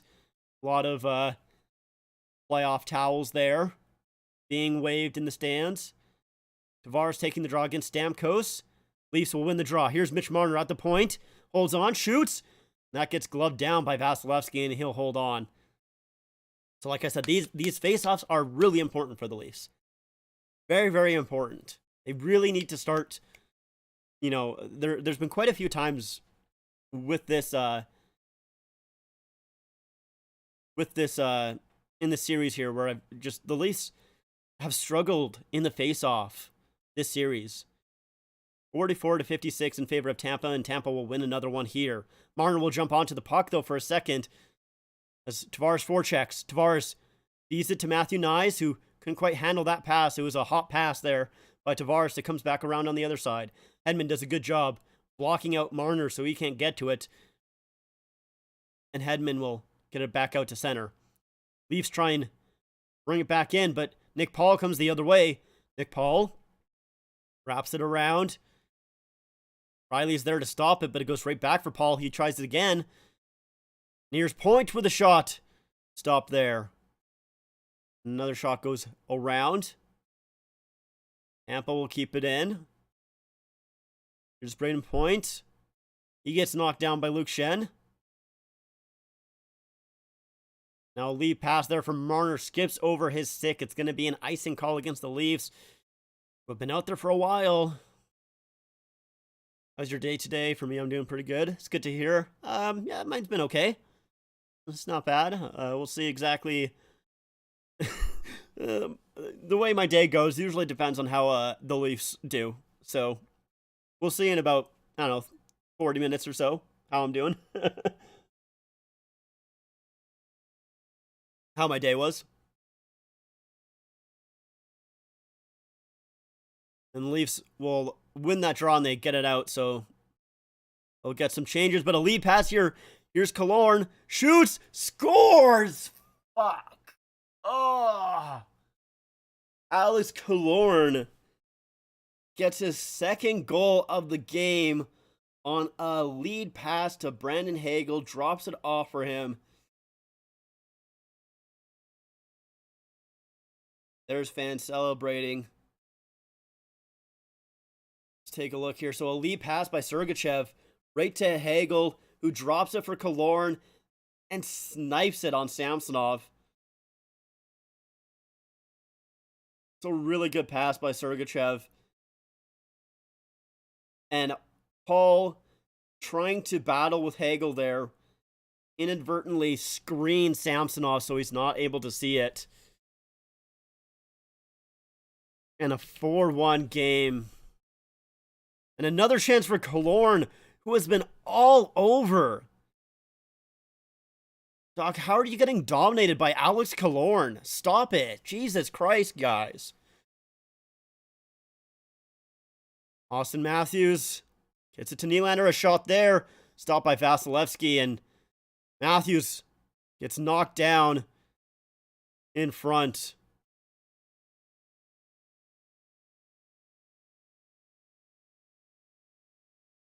And I'm not quite too sure who was all is there, but Matthews is on the bottom for sure.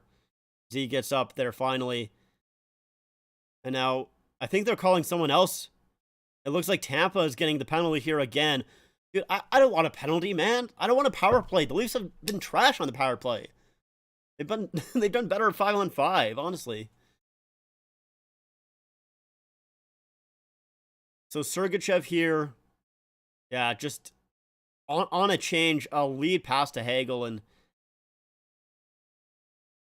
just a screen there.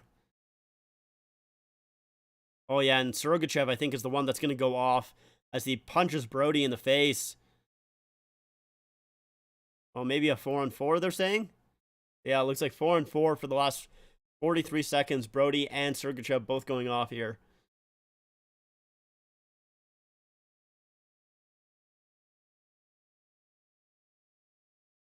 So 4-on-4 for 43 seconds left to go in this period here. Sheldon Keefe, not too happy about that call.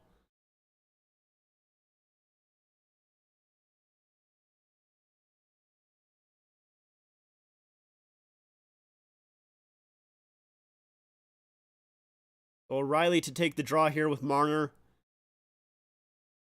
O'Reilly doesn't quite win it, but there's a battle here. Leafs trying to get it, but comes free for Hedman, and he'll put it up to Head. Here's O'Reilly. Marner has it. Makes a nice little move there. Gets it back to the point. Riley to O'Reilly. Here's O'Reilly. Leaves it off for Marner with a shot, and he fans on it. And here's Cirelli trying to beat Marner here. Cirelli will drop it off. Perbix, and he can't quite get it through Foley. Good job by Riley to come back there. As this is a period almost comes to an end. One last chance. And that gets blocked by Riley. And McCabe going after... Oh, McCabe, buddy, please. You can't do that, man. McCabe's going off. So it's going to be a 4-on-3 for the Lightning. Dude, what are you doing, man? Like, why? What use is that? I guess he gets a little bit upset that there's one last shot at the end of the period, but, buddy, you can't take another penalty. Jesus Christ. Rough end to the period indeed. Jesus, man. So even though I think the Leafs did have a better second period than the first, they're now down by 3. And they'll start the third period on the penalty kill. Wings fan looking forward to the draft lottery. I hope that the Wings... I kind of want the Wings to do well. I like I like some of the players on the Wings, and I mean I know they were good for a very very long time, but I mean it's been a couple of years now where they They haven't been as good. I think their rebuild is definitely, it's been a little bit slower than I think a lot of people expected, but I think depending especially what they get with this draft here, I think they could be quite good next year. Or at least in the playoff picture for sure. But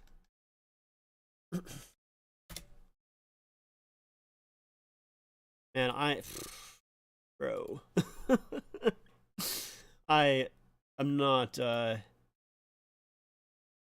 excited with how the Leafs ended that period. A goal from Killorn and then just a stupid penalty by McCabe.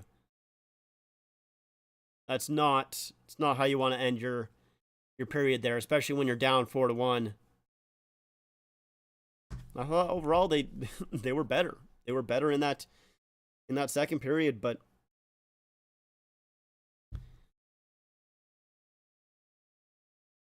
unable to really fully get it going outside of one goal there.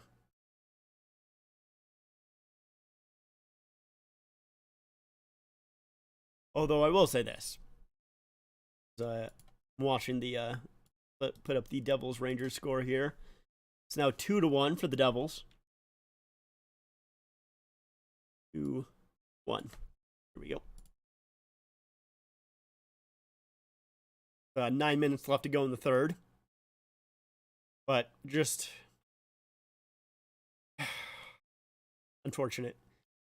The thing is like I spent I spent all day as well today trying to like psych myself up because I'm like I didn't think the Leafs were gonna win this one. Like I had a feeling. I was like last game they got lucky that they won. They really did. And I'm not saying that the Leafs are gonna lose the series or anything like that, but I think the Leafs. I mean, what am I hearing? Oh, that's what I'm hearing. I didn't have the one of my sounds on, but I had it for the other broadcast, and I was like, "What's going on?" But Sheldon Keefe said it pretty well after last game that Game 3 was the type of game that the Leafs usually lost in series past, where they just they don't get that lucky. And even though I think they got outplayed for most, if not all, of Game 3, they ended up winning that one. They ended up stealing it. And so I was kind of expecting the Lightning to bounce back here in Game 4 and get a win. I mean, it's really hard to win 3 in a row against the Lightning. It's not easy. So, yeah, I was kind of my entire day was pretty much like, it's gonna be okay if the Leafs lose. It's not a big deal, but yeah, I'm not very happy with how they played so far. Just like, especially the end to that period, because it was even with the Stamkos goal there, where after a bad power play, the Lightning come the other way. Hedman out of the box as well, puts a shot through, goes off the off the skate of Stamkos in front. Like that sucks really bad. Those types of goals are gonna happen. You got to shake that off and keep on playing. And I think they did a pretty decent job for the most part doing that. But then give another goal up to Killorn, who has been just so good in this Game 4. And then late in the period, there's a little bit of a kerfuffle in front of the Lightning net. They decide to take off 2 guys for whatever reason. And then McCabe with just an undisciplined cross-check at the end of the period. I wonder if they would have called it if he didn't break his stick. Because with that cross-check there, he broke his stick on, I forget who the player was for the Lightning, but he broke his stick on him. I wonder if they would have called that if he didn't. if he just gave him a little bit, you know, less of a cross check, didn't shove it on him too hard, but and the worst thing about that as well is that not only is it McCabe in the box, but it's TJ Brody as well, who I don't think TJ Brody has been fantastic in this series, but he is one of the better Leaf defensemen. He's probably their best defenseman, I would say, in terms of actually defending. You know, Morgan Riley is that number one guy. At least that's what he's deemed as, that number one defenseman for the Leafs. And offense-wise, 100% he is. I mean, you kind of saw that in Game 2 and 3, where he had 4 assists in Game 2 and the game winner in Game 3. But defense-wise, not really too much. These last minute really cost us 100%. Leafs are so bad in the final minute specifically, but even just like the final last few minutes. And maybe that's a little bit ironic, considering that last game, in the final minute of the third period, the Leafs tied it, and then in the final minute of the first overtime, they won it. But in most cases, the Leafs are just they're so bad in the final minute of the periods. Especially like, I don't know, like this team has it's starting and stopping a period. I feel like they're so bad at. Most times they do pretty good in the 15 minutes middle half of the period. I feel like most times they're pretty good in that section, but they have a hard time starting and a hard time ending periods, and it's something that they used to have a huge problem with under Mike Babcock. They could not start a game for the life of them. And I feel like they went away from it for a little while, but it's creeping back again. Your back, had to go to the mall, ordered a new Red Sox hat? Nice. Cool. Think it's a good thing or a bad thing that we're getting Michael Bunting back for Game 5? Well, are we getting him back? Or is he coming back? Oh, mail. Sorry. I saw mall, not mail. My bad. But it's so close, right? But yeah, like, who do you take out of the lineup for Michael Bunting? There's no way you're taking out Matthew Nyes. He's been too good. You cannot take out Matthew Nyes. There's no shot. So, like, Aston Reese? I haven't minded Aston Reese. I guess you could maybe take him out. Lafferty is probably my ideal player that you take out, to be honest. But, I mean, I don't know how well that'll work for the Leafs, because Bunting obviously is usually on that left side. So how do you switch up the lineup to accommodate that? Can Bunting play on the right side? I actually don't really know, to be honest. But yeah, I think you take out someone from that fourth line if you do take someone out, and I don't know, man. I don't know how you make that lineup. Because yeah, you sure as hell aren't taking out Matthew Nyes. Maybe you put Bunting in to the bottom 6 again. He's played pretty well after, if he struggles a little bit on the first line or in the top 6 when he has struggled, and Keefe has put him, into the bottom 6, he usually bounces back pretty well. But yeah, I don't know who you take out.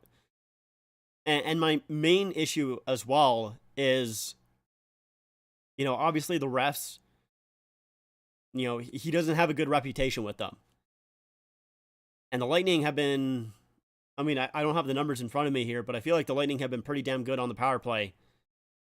I don't want Bunting to take awful, no good calls. And I don't think that is fully on him, but it's a little bit on him as well. So yeah, I don't know. We'll see. We'll see what happens there for sure.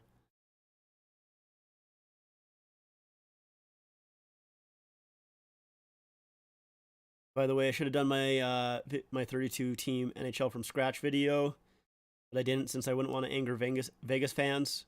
Because I went with Atlanta over Vegas. Yeah, that's fair. I mean, we kind of talked a little bit about it last game, but I feel like if anyone gets mad over that type of stuff, it's just not worth it to argue with them. There's no reason people should get mad over that type of thing.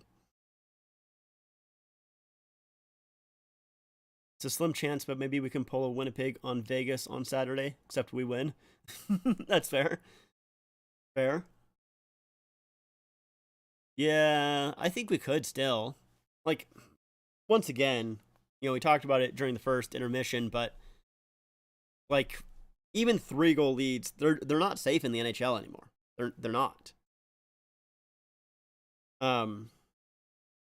So it's possible that the Leafs can come back here. And it's not like the Leafs are a bad team. Like they're here for a reason. They're up 2-1 in the series for a reason. They definitely can come back.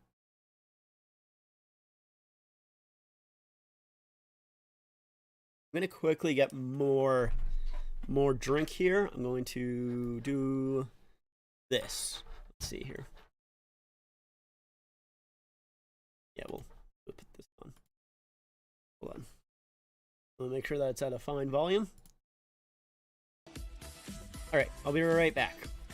I just want to get more drink.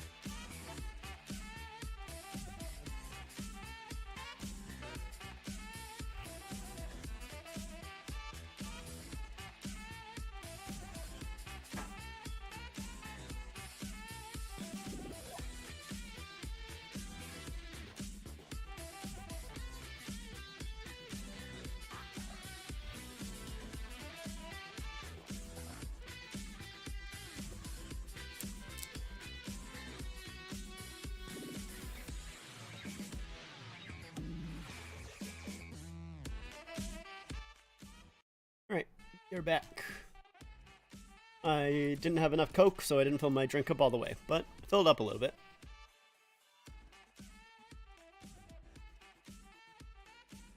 And also, I'd only go with about 6 Southern teams. It makes a little bit of sense, obviously.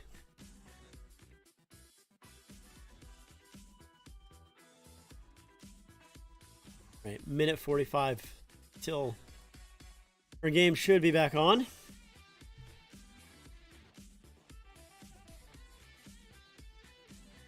So there's 4 minutes here left to go.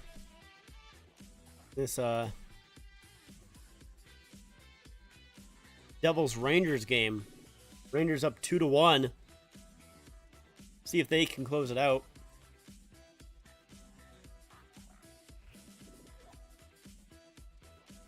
There's the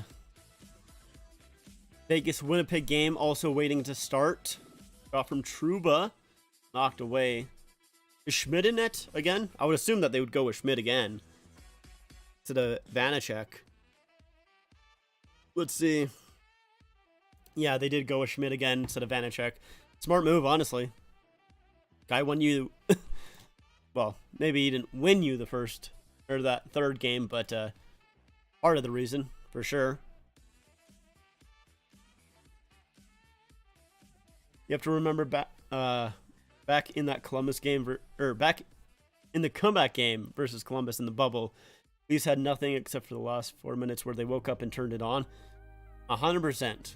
Yep, they that game for the Leafs was not looking very good until it did. So yeah, definitely can easily turn it around for sure. Although I do think the Lightning are a little bit better of a team than Columbus is. But yes, I get your sentiment there, for sure. They definitely, can't count them out. And I mean, you can never count your chickens. I saw a lot of people last night, saying, man, the Kings broke my bracket, blah, blah, blah. I can't believe the Oilers are going to lose in the first round against the Kings, all of that. I saw that after the first period, last game. And then, one period later, it's tied 3-3. So you never know. The other teams I would go with are Atlanta, Dallas, Houston, Phoenix, Tampa, and Nashville. And for the Phoenix team, I couldn't think of a better name, so I just decided to keep in Coyotes, but they would still be an expansion team. Yeah, I don't think there's really much better of a name for Phoenix. You could try like something with like, desert, cacti, salamander, but like they kind of seem a little bit lame in the names if you try something like that. At least that's how I feel. So yeah, I think Coyotes is probably one of their better names for sure.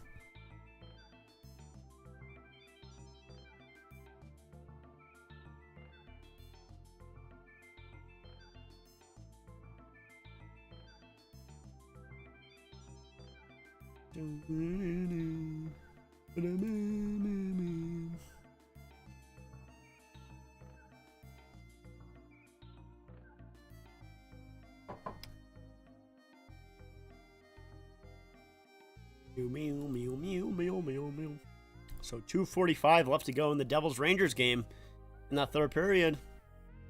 2-1 for the Devils. Rangers haven't quite pulled their goaltender yet, but now they've entered the Devils' end. We'll see if they do that now, or how late they decide to actually pull him. Still haven't, and Devils trying to get it out, and they finally do.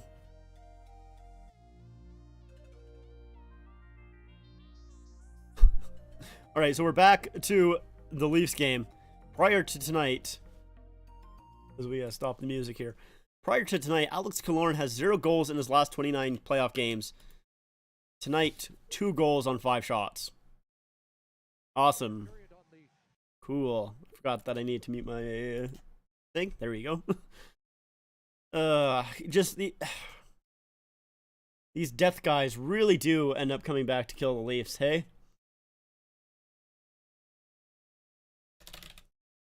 So the Lightning will get a power play here starting the third period, as we discussed before. The intermission, Jake McCabe went off for cross-checking. It's going to be a 4-on-3 to start.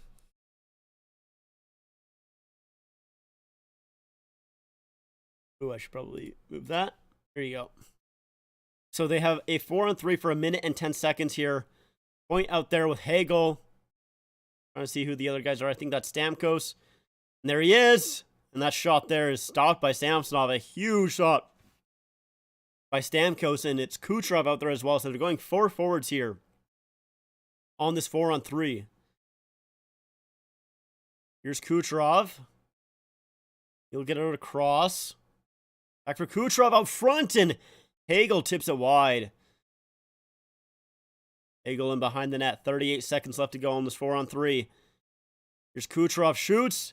Glove save by Samsonov. He knocks it to the corner. Point to Kucherov. Holds on. Now shoots, and that's blocked in front. And Marner will clear it. 22 seconds left on this power play. Well, just 4-on-3 power play. They'll still have a little bit of actual power play time afterwards. As Brody and Hedman come out, I think. Here's Hagel. No, it's Sergachev who will come out. Hagel gives it off to Kucherov. Now pass down low, and Point can't stuff it home as the 4-on-3 comes to an end. Now it's just a 5-on-4 as Brody's out there, and he'll blast it on on Vasilevsky. Jesus Christ, man. Say the names properly. Sam Lafferty needs to sit. I would think that he would be the player to come out for Michael Bunting. I would think. I would hope. 10 seconds left to go in this power play. A puck down low. Corey Perry can't center that as it goes off the side of the net. Here's Victor Hedman. Shoots. That gets deflected wide. Samsonov had no idea where that was. Now Achari can't push it up ahead, so McCabe will play it right back to Riley. Over to Shen. McCabe looking to get off as the Leafs already have 2 defensemen out there. Now Matthews back. Over to Shen. Shen to Riley, who will dump it in. Leafs forechecking here. Nylander out there with Matthews and Yarncroke. But Cirelli's the one that take it loose. He's up ahead. Here's Hagel with a shot, and that goes wide. Matthews can't get to that first. And here's Killorn centering it. Hagel couldn't hold on to that. He'll go after it. Comes up high. Hagel with a shot out front, and that deflects off Matthews' skate and goes into the corner. Hagel on it again. This third line has killed the Leafs in this game. They need to get it out, and they finally do. Actually, it's their second line, sorry. This isn't their third line. Now a centering pass goes wide, and Hedman with a shot stopped. And Shen and Hagel getting into it. Oh no, it's Shen and Cirelli, sorry. I thought that was Hagel. I was going to say, Hagel, you up for it now? You're talking shit last game. You want to back that up? If Tampa scores again, I'm taking off my Leafs jersey. Understandable. I mean, in game 1, when the Leafs, lost 7-3, that's definitely the type of game where I probably would have turned it off if I wasn't streaming. But I had to keep going on. Forgot to change my clock after the power play ended, but now the Leafs will win the draw here. Here's Mitch Marner, gets it to Matthew Knies. Oh, tries to spring Mitch Marner, and he had to die for it, unable to accept the pass properly. Now that puck comes to the Lightning here. Tavares knocks his man off the puck. Here's Matthew Knies. Couldn't quite get into the zone properly. It comes loose for Marner, and he'll get it in for Knies. Knies turns back. Now he'll dump it in. Here's John Tavares in the corner. Tries to feed it over for McCabe, who was in low. Marner at the point here. Makes a move at the line. Has to be careful. Centering pass! It's loose! And the Leafs can't stuff it by Vasilevsky, as they had a chance there. Unable to convert. A great pass by Matthews to TJ Brody, and Matthew Knies, be careful about the hook there. Leafs turn the puck the other way. Achari gets stopped up by Bogosian, who knocks the stick out of his hands. Now that puck will go up and out of play. I don't think they're going to call anything in this third period like last game. Marner, a great move at the line to get rid of Ross Colton. Feeds it down low to TJ Brody, who tries dragging it around Perbix and Tavares. Unable to do so. Tavares gets it back for Brody. And Vasilevsky sprawling ended up getting there. A close chance for the Leafs, unable to get it by Vasilevsky. O'Reilly loses the draw, but dives to knock it free. Leafs still can't come up with the puck, though, as Pat Maroon will dump it in. Here's Justin Hall, gets the puck knocked off his stick in the centering play by Corey Perry. Couldn't quite get the handle on that. Fourth line out against the Leafs' third line here. Giordano will dump it in. Kerfoot pressuring. But Maroon will get it to Corey Perry. Corey Perry in. Gets it around. That hit off the stanchion. Leafs weren't really expecting that, and O'Reilly will gather it up now.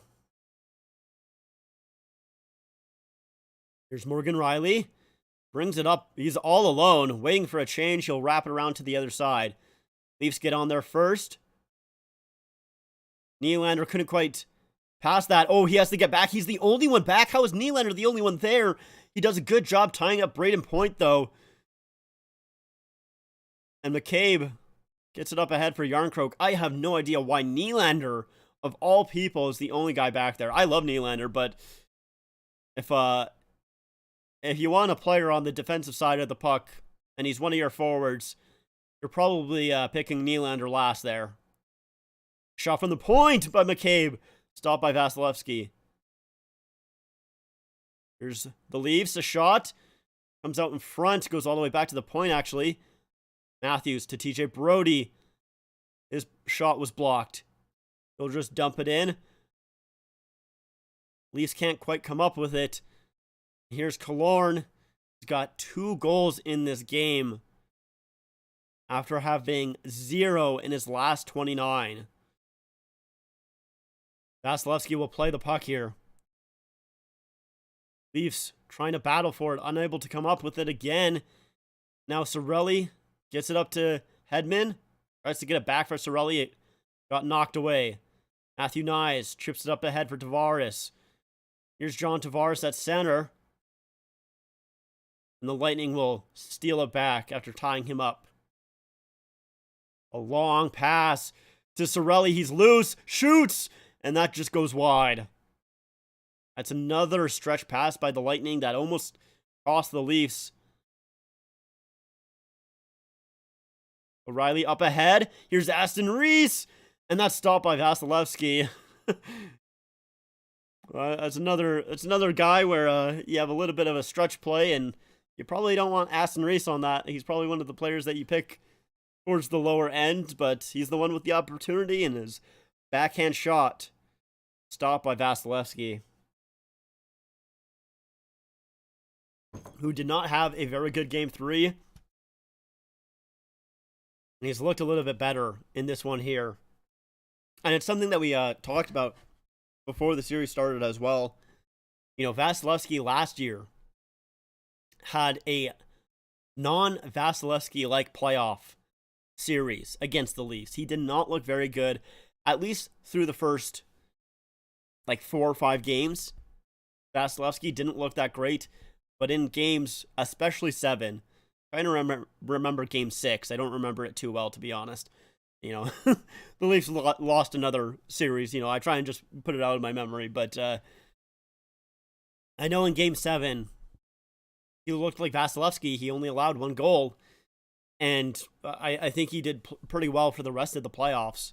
But, you know, Vasilevsky, once again in this series, he hasn't looked that great. He's looked beatable. And, you know, the Leafs, they capitalized on it in game 2 and 3. But so far here in game 4, unable to do so. But maybe they can turn it around here after this little commercial break. Hopefully. Did get a chance, you know, towards the end with Aston Reese there. You know, Brody came close with Tavares as well. If this series goes to 7, I'm sorry we're not winning. We have to find a way. Too many game 7 losses for me to trust the boys to win. That's something I hate to say, but it's true. 100% agree with you. I'm trying to remember if I said it in my playoff prediction video, but I predicted the Leafs to win in 6. And yeah, I don't, you know, if this series does go to game 7, I will be here on this channel streaming it. But I don't trust them either, man. I hope that they make me look like a fool, but if it goes to game 7, I don't trust them. That puck off the draw goes into the Lightning bench. 13:01 left to go here. There we go. No, I want to. There we go.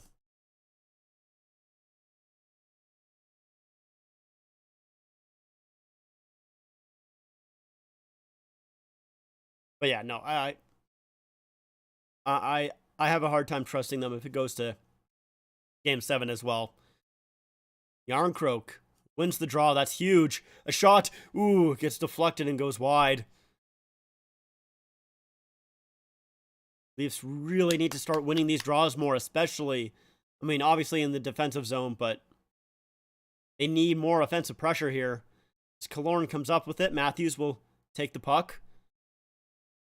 Matthews tries to get it Ooh, to Yarncroak, who kind of gets his stick held for a second there after knocking down his man. Hagel with a shot. Knocked to the side by Samsonov. Here's Riley. Gets it back. Giordano, the Leafs are changing here. Now here's O'Reilly. Comes in. Back to the point. A shot! That gets knocked away by Vasilevsky. 92-mile-per-hour shot by Giordano. Now Justin Hall back for Gio. Tries to find O'Reilly on the other side. Couldn't quite do so, that airmail pass. O'Reilly couldn't knock it down. Now the Lightning here are killing some time. They're glad to do that, up 3. Giordano gets it to Achari, over to Justin Hall. He holds on to it, finds it. Ooh, tries to play it through, but it was blocked in front. Now that gets cleared. Well, weird pass by Gio. Lucky that didn't get turned over.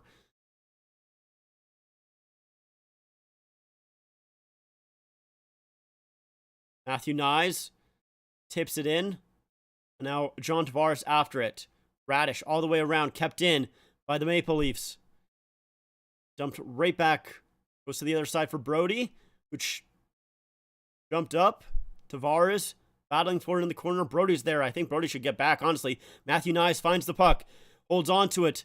Trying to find his man. To Marner! And that goes wide. Good job by Matthew Nyes there.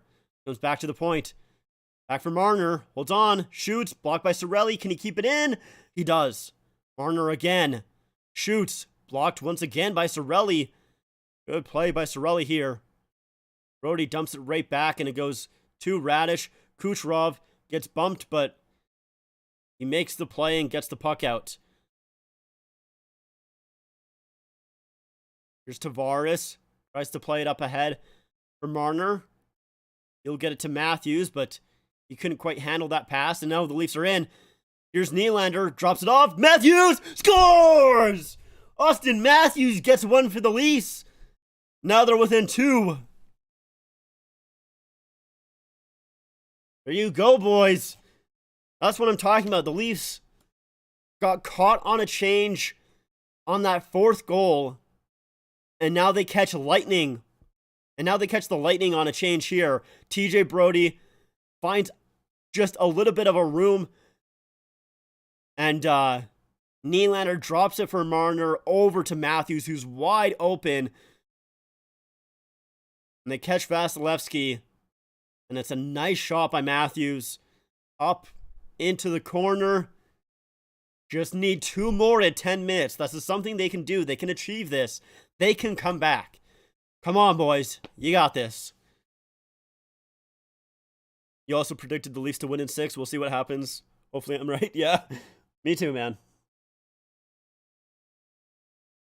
Marner with 7 assists so far in the series. Man, you can't. Oh, here's Morgan Riley with a chance to Nylander. Stopped. Rebound. Oh, Yarncrow can't find it. Nylander back to the point. Here's Riley, sorry. To Matthews. Back for Riley. And Matthews switches spots with him. A shot. Gets blocked in front. And now it's a break here. Shen has to hurry back against Hagel. Watch for the pass. It goes over to Killorn, but he is too far in deep. Unable to make a shot there, so he tried to get it back for Hagel, unable to do so. Matthews tried to play it for Riley. He wasn't in the spot that he thought he was, so now he has to battle for it.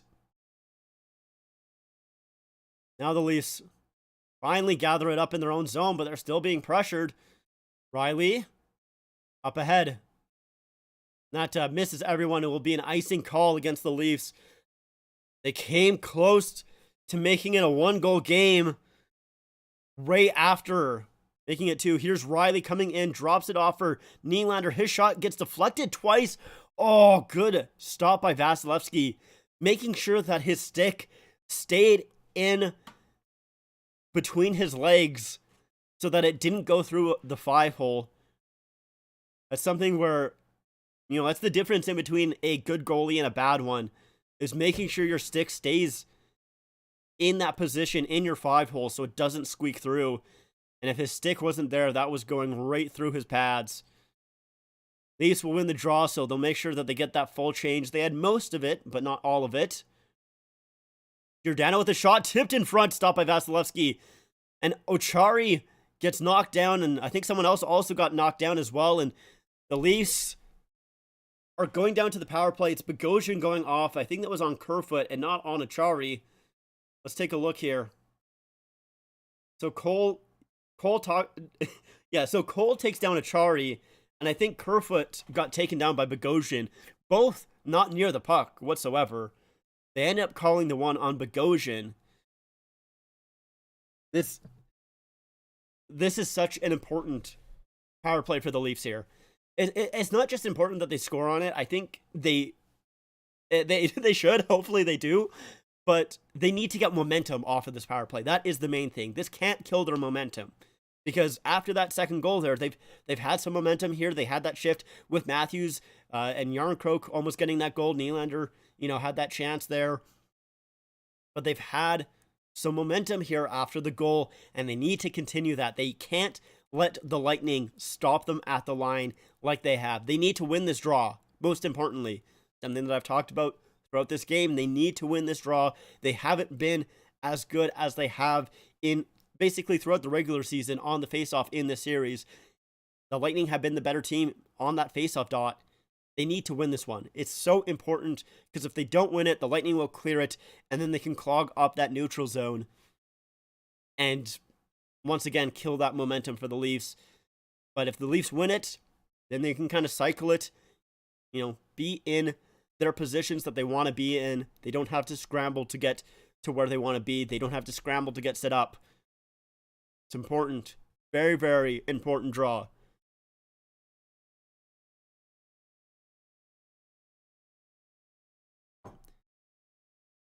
I wouldn't even say that they need to win or that they need to score on this power play. It would be great if they did, and it would be preferred if they did. So yeah, here's Kerfoot. Yeah, Bogosian's stick is right in the legs of Kerfoot, and he just gets tripped up there. So Bogosian goes off for hooking, even though he was tripped. But either way, Tavares, you need to win this one, man. It's so important. The Leafs do get it back, but not far enough, and the Lightning will come up with it. Here's Alex Killorn with a lot of speed to the middle, and that's stopped by Samsonov as Belmar had an opportunity from Alex Killorn. So the Leafs kind of get it back, but it deflects off Ian Cole's leg, and that makes it so the Lightning can jump onto it. Do it, Riley, buddy. Defend a 2-on-1. He just can't do it. He can't.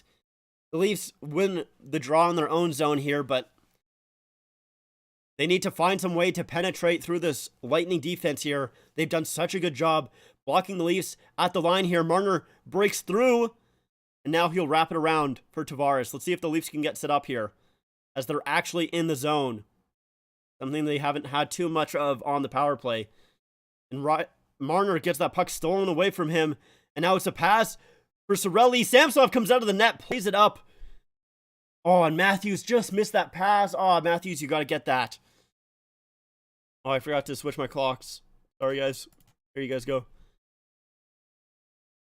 Matthews, that puck hits his skate as the Leafs are sent back again. This power play has killed the Leafs in this game, man. Austin Matthews gets it for Mitch Marner. The Leafs are in. It plays back to the point. Now the Leafs are set up. Tim Matthews scores! Austin Matthews gets the Leafs within one! There you go! The Leafs finally get into the zone as Matthews gets it over to Marner. And it's a weird pass because he tried to get it to Nylander. It hit off his skate. It went back to Giordano, I think is the one at the point. And Nylander throws it to the front of the net, and it's a tip by Austin Matthews Great pass, Vasilevsky. That's what I'm talking about, man. Leafs are within one.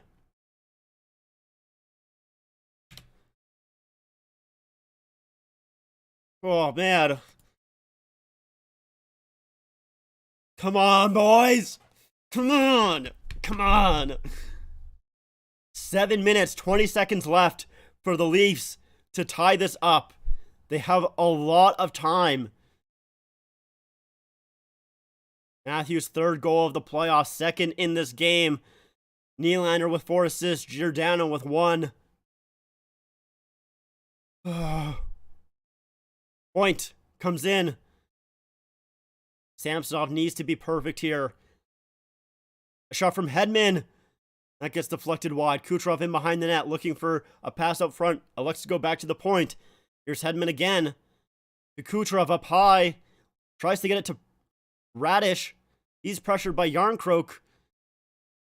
Lightning come up with the puck, though, for a second. Matthews finally gets it, and he'll play it up ahead for Lafferty. So it's a little bit of a... Oh, the Leafs had too many men, I think. Unless I'm wrong, but I think the Leafs had too many men for a second there. I don't know, maybe because I didn't see all 5 players on the ice there, but unless I just counted wrong who was off screen, I think the Leafs maybe got away with one. Hagel getting pressured by Giordano. Matthews still out there. He's been out there for a while. He'll put it right back around for Justin Hall. Hall will get it to Matthews, who's tired, man. He tries to reach to that puck. He's unable to do so. Puck goes right back for the Leafs, and now they'll get that change. Matthews finally able to get some rest there. Desperately needed for him after scoring 2 goals to get the Leafs within 1. Ross Colton couldn't quite get past Riley, so Colton will dump it in. Here's Luke Shen. Holds on to the puck, makes a nice little move there, but gets knocked off his stick. He's back on it, though. You need to get away. He's able to do so, and now O'Reilly to Riley with a little bit of a break, and he decides just to dump it. He's unable to really fully get a chance there. Puck comes loose, and O'Reilly couldn't put it through. Kerfoot holds on to it. Back from McCabe. Shot from O'Reilly. And that gets blocked by Paul. And they're unable to clear it, at least for a second. McCabe keeps it in, and now the Lightning are out. 5 minutes left here in the third. Come on. Keep up the pressure, boys. Keep up the pressure. Tavares brings it in. Battling for it in the corner here. McCabe helping out. Comes loose. Oh, Matthew Knies almost came away with it. Battle back in the corner again. They'll try the other side this time. Stamkos pokes it loose, and he'll put it past Brody. And Mitch Marner's back on it. He tries to feed it up ahead. Hits off the skate there. Matthew Knies makes a little bit of a risky move around point, but is able to do so. And now Marner will get it back up ahead for Knies. Here's Matthew Knies bringing it in, looking for his first playoff goal. Here's Matthews out there again. Austin Matthews down low. Nylander with a shot. And that gets stopped by Vasilevsky as his mask comes loose. 4:04 left to go in the third period. The Leafs have crawled back here into this game. 1 goal is the difference here in Amalie Arena. Can the Leafs get 1 in 4 minutes? We'll have to see. Welcome back, Rick. Let's see what how that game ended in between the Rangers and the Devils. The Rangers ended up winning that one. They got an empty net goal from Andre Palat, his first goal of the series. So the Devils tied it. Leafs need to settle the puck and set up. Yeah, honestly, like I get what you're saying, but at the same time, man, I think it's better off if they scramble. Like, I know that kind of sounds stupid, but I think if they set it up, the Lightning do a pretty good job at getting sticks in the way, and especially, stopping the Leafs entering the zone. But on scramble plays, I feel like the Leafs can get the Lightning running around in their own end and maybe find a little hole there. Leafs are pretty good at kind of scrambling it, I would say. I mean, even if you take a look at that power play goal, I know it's a power play, but, you know, it's an entry that the Leafs don't really love, to be honest. You know, Matthews gets it to Marner, who tries passing it back. It knocks off the skate of Nylander to Giordano, and it's just a quick shot, as they're showing some Matthews goals here. Yeah, it's a quick entry on that first one by Nylander. Drops it off for Marner over to Matthews, who scores. And then, like I just talked about, that entry from the Leafs on the power play, Giordano gets it over to Nylander, who throws a quick shot towards the front of the net. Matthews there, who tips it in. Tavares taking the draw here. O'Reilly will win it back, so it's O'Reilly out there with Marner and Tavares loaded up here. Here's Riley. She scores! Morgan Riley ties the game for the Maple Leafs with under 4 minutes to go. Holy shit, Morgan Riley. Oh my god. There's been so many people doubting Morgan Riley during the regular season, and I'll admit, I was one of those people. I was down on him during the regular season, but he has showed up in the playoffs here. A loose puck comes free for him, and he just takes the shot. It's a good screen by Tavares in front. Holy shit.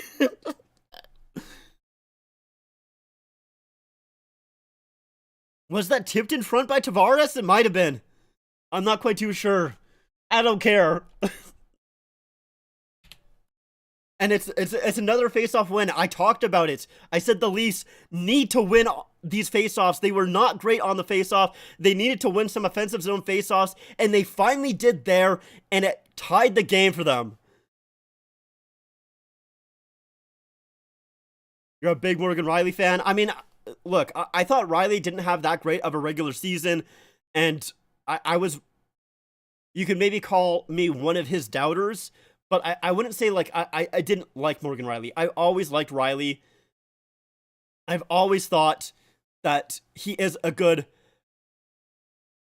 offensive player. He's a great... when he's at his best, he does plays like that. But it's more on his defensive side where he has his issues, and... You know, I wouldn't say that he's been great on the offensive side so far, well, in the regular season, but, man, Oh, here's Killorn, a 2-on-1 with Hagel. Brody's back, Killorn passes it. Killorn! Stopped by Samsonov, denied the hat trick, and he'll hold on as Killorn almost scored there.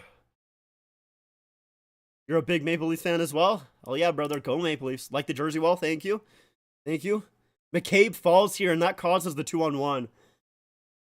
And Killorn passes it back to Cirelli, who came in a little bit late. Killorn tries to feed it back up ahead. And Samsonov able to grab it. Oh, fuck. 3:10 left to go here in the third period. Perbix with a shot goes wide. And behind the net is Jeannot battling with McCabe.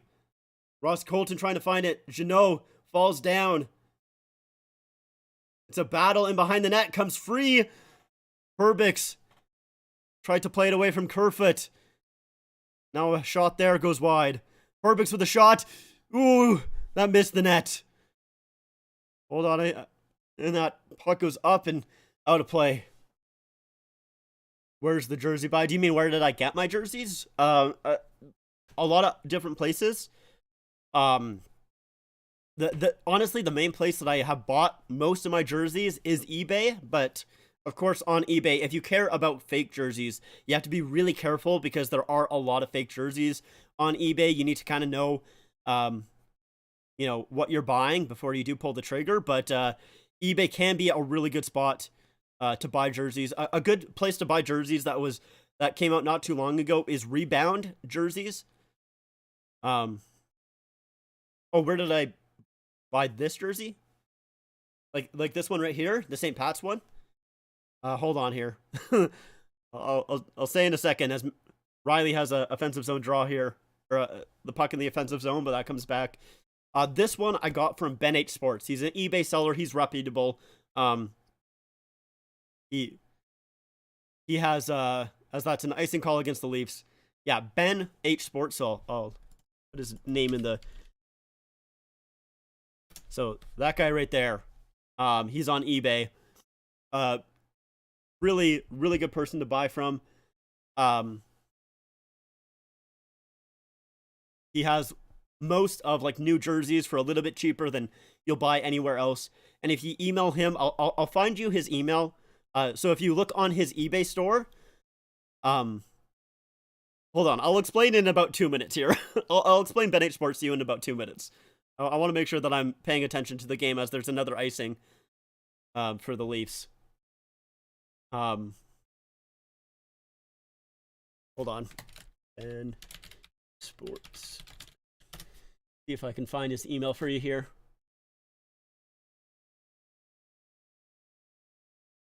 But yeah, if you find Ben H Sports on his eBay page, don't buy directly from his email or from his eBay page. Sorry, I'll explain more in a second. Just give me one moment. I'm too focused on this game. A Sergachev stopped by Samsonov. Hi Marcus, how's it going? Prediction for the final score? I would probably say 5-4. I'm not gonna say who because I'm too superstitious. He does ship to Canada. So okay. So Ben X Sports, if you find something on his eBay page, don't buy from him on eBay. Don't message him on eBay. Message his email because then you'll get the 10% off from those jerseys. So you can take a look at all of his stock on his eBay, but don't buy from him on eBay. Don't message him on eBay asking for 10% off because he can't do it then. But if you email him saying, hey, I see you have this jersey, I would like it, then he can give you that 10% off. And yeah, he ships to Canada. He's in Canada, if I'm not mistaken. I think he's in Toronto. Radish with the shot. Ooh, stopped by Samsonov. Rebound in front! Oh, and that goes to the side of the net. Oh, Tampa comes close. Bolton back to the point. Gets blocked in front. Now that gets knocked loose to the center ice. Okay, I need the Leafs just to get it to overtime again. I don't like overtime, but I need them to get it to overtime again. Dude, I'm sweating. This is gross. I smell disgusting right now. I need to take a shower after this game. Here's Hedman. Dumps it in. EJ Brody on it. He'll play it back. 30 seconds left here to go. Leafs still in their own zone. They get it out. William Nylander will dump it in on Vasilevsky, and he'll force a face-off. That's a good play by William Nylander. Force an offensive zone draw here. Yes. Yes, Nick, make sure to like the stream. Make sure to subscribe if you haven't already. I don't think I've ever said that while streaming before, but, it's all good. Oh, and Giordano. Honestly, Gio might have helped stop a goal there as Paul's shot deflected off Giordano's stick. That's true. O'Reilly with 2 assists in the game. You talked about it. So Nylander taking the draw here. Puck comes back. The Lightning will clear it all the way down, but it goes back into Leafs and icing. I like your channel. Do you have a membership? I don't have a membership yet, because I think you need to actually be able to have the YouTube partnership or whatever they call it, the YouTube partner program, which I'm very close to having. I just need a couple more, I think 100 more watch hours on my videos and streams and everything like that to be able to have that. So I don't have it yet, but I think it should be coming soon. 10 seconds left to go. Gets up ahead for Killorn. Here's Alex Killorn.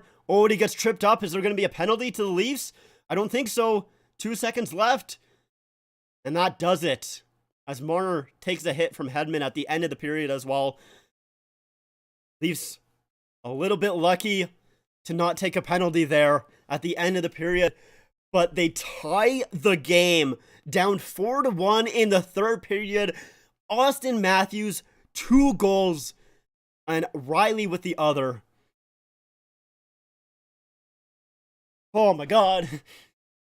I synced your stream to my Hulu feed. You're now my play-by-play. Let's go. Let's go. Holy. Okay, alright. Like, even though I think I was talking about it earlier, but, you know, I said that, you know, the Leafs definitely could come back in this game. I didn't believe it for a second. I did not believe it for a single second. I did not think they were going to come back in the game. Oh my god. But they did. They did. They've come back. That was too intense. It was indeed. Yeah, very much so. But yeah, once again, kind of like I was talking about before, I'll talk more, I'll talk a little bit more about Bennett Sports, but yeah, so I got this jersey here from Bennett Sports. I've got quite a few of my jerseys from Bennett Sports. So yeah, if you look up his name on Google, you can find his eBay page, and it'll have all of his store there. But if you email him, that's really what you should do, because if you buy on eBay, he can't give you that 10% off. And even if you message him as well on eBay, he still can't do that. So you should email him before you do anything else. Send him an email, say, hey, this is the jersey that I want. I see that you have it in stock, and he can give you that 10% off there. And he's a great guy. I've talked to him even just like without wanting to buy a jersey from him. I've just talked to him before on Discord, and yeah, he's definitely one of my favorite places to buy. You know, he's a lot cheaper than if you just want to buy a jersey straight up. Very, very good place to buy new jerseys for sure. You know, without a sale. Like if a jersey comes out right away, most of he gets everything from Adidas themselves as well. He has, I guess, a deal with Adidas. So yeah, he's a very good place to buy jerseys from, for sure. Ooh. So, in back-to-back games here, we're going to overtime. I guess we can take a quick look at that Vegas Winnipeg game. We can kind of quickly look at that as well. Or we could do. Have I done my daily hurdle? Hold on, let's see. I have not. We're going to quickly do hurdle. So if you guys don't know, there's this game called Hurdle that I'm not very good at. Am I growing a playoff beard? Trying. I usually don't shave anyways, to be completely honest. Well, like I shave a little bit. I keep it like a little bit more kept, or at least try to. But yes, I'm trying to grow a playoff beard. It's just doesn't work very well. This is basically as much as I can grow. I can't grow anything more than this, unfortunately. I would love if I could grow more. Point with the winner or Matthews with the winner. Man, if Matthew, dude, oh my god, if Matthew scores the winner, I'll have to delete the VOD because I will just like it'll be not safe for work. It'll be bad. It's just oh my god, it would be insane. So here's Hurdle. So this is kind of just a fun, basically like Wordle, you know, obviously, but just Hurdle, like, you know, the player. So it gives you a silhouette and you have to guess who it is. That kind of looks like David Kampf to me. We'll say David Kampf. And yeah, you get 8 guesses to see who it is. Okay, and we're completely wrong because they're not from Toronto, not in the East, not in the Atlantic Division, not a centerman. He's older than 28. He's not from Czechia, and his number is lower than 64. So we'll do a player out west. What about Elias Lindholm? So he's on Calgary. That's good. A Swedish player on Calgary. Number lower than 8. Number lower than 8, older than 28. And he's not a centerman. See, this is where... even though the Flames are like my second favorite team, I mean, it's not way off. It's close. Joseph Drugstrom, clearly, truly. Even though the Flames were my second favorite team, maybe a defenseman. I don't think it's Rasmus Anderson. I don't even think Anderson is Swedish. Where's Oh, he is Swedish. Okay, I was right that he was Swedish. Okay, so he's not a defenseman, not a center. So, um, is it Markstrom Swedish? But his let's do Markstrom. It's Markstrom. Hey. Oh, that was might have been really loud. Sorry if that was loud. I didn't mean to be that loud. I got it. That's actually I got very lucky there, to be honest with you. Usually, I'll be honest with you, man. It, if I see, uh, like if I have like the player names in front of me, like I can tell you what teams they're from, but I'm so bad at remembering remembering people's names. Um, where's he won? For sure. Am I from the GTA? No, I'm actually from Alberta. I just I've been to Toronto once, and that was just because I was in their airport for about maybe an hour, and then that's about as long as I've been in Toronto for. But I'm a Leafs fan either way. Gonna go out on a limb here. Marner will get the OT winner. See that? Hopefully. Cheto Pearson.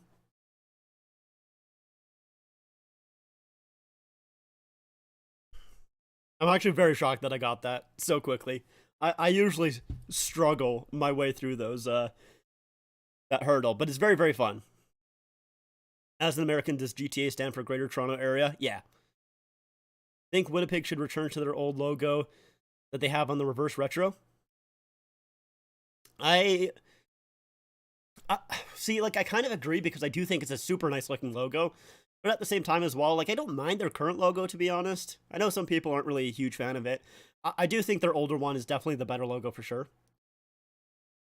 Why am I drinking? Are you asking why or what? One, why? Because I can.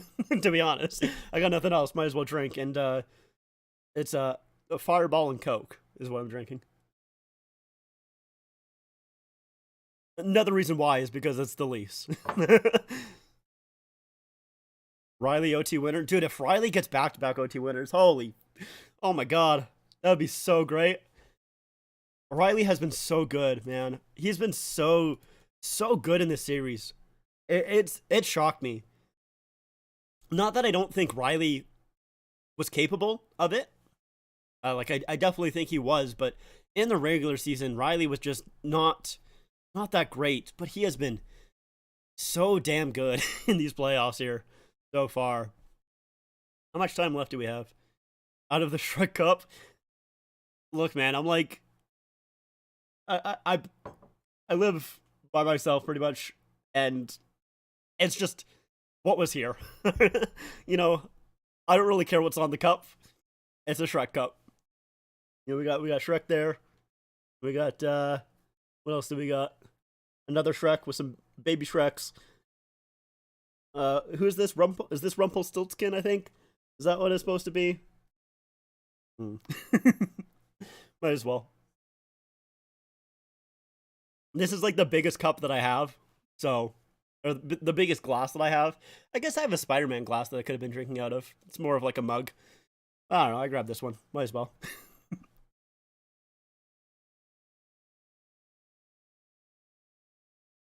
Because they have no relation to hockey. It looks like Canadian Air Force insignia. They should offer their new logo to the CFA command. Yeah, I guess I get what you're saying for sure. Uh, I still don't. I definitely I see what you're saying. I think the the old school Jets logo is definitely better, but I still don't mind it though. I still think it looks all right.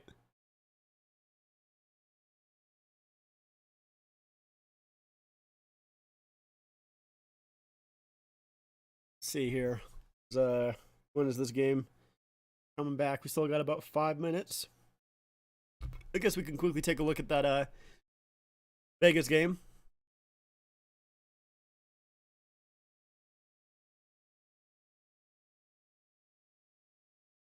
See if I can actually pull it up here. Not letting me. I buy support if channel membership.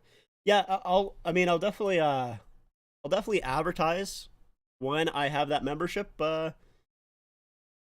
available. But like I said, I still gotta have like another. I think it's like 100 watch hours until I can get there. So not quite available to have memberships yet. But I'll advertise it for sure when I get there. So I'll let you know. But I appreciate the support anyways. Hey Shark Forge, how's it going? Jets white / lighter blue 2023 reverse retro is so damn sweet. Yeah, it's a very, very nice jersey. I don't, for some reason, like I don't like it in terms of a reverse retro. I don't know why I don't really like it that much as a reverse retro, but I definitely like it as a jersey though. You have that St. Pat's outfit for the game. Yeah, good old St. Pat's with Matthews on the back as well. Yes, indeed, the Matthews. It's a little bit of luck. I feel like the Leafs needed some luck. What do you think Toronto's power play line will be? I don't think they'll change it up too much, even though, I mean, they did get 1 goal on the power play, but I feel like their power play has not really looked that great. But the thing with the Leafs is, like, they have so much, like, they have so many, like, really high talented players that, like, because Nylander is supposed to be on that second unit. And I go, Nylander on the second unit, really? But, like, at the same time, then you look at the first unit, and it should be, Tavares, Matthews, Marner, O'Reilly, and then Riley. And you're like, well, I guess that kind of makes sense. So I don't think they'll change it too much. Is it cup or bust for Doobie, or are the Leafs content with a minimum of a first-round win? I don't think it's cup or bust. I think that's a pretty high bar. But like, here's the thing, is that, like, for me with the Leafs is, I think Dubas is a good GM, like, straight up. I think he's a pretty damn good GM.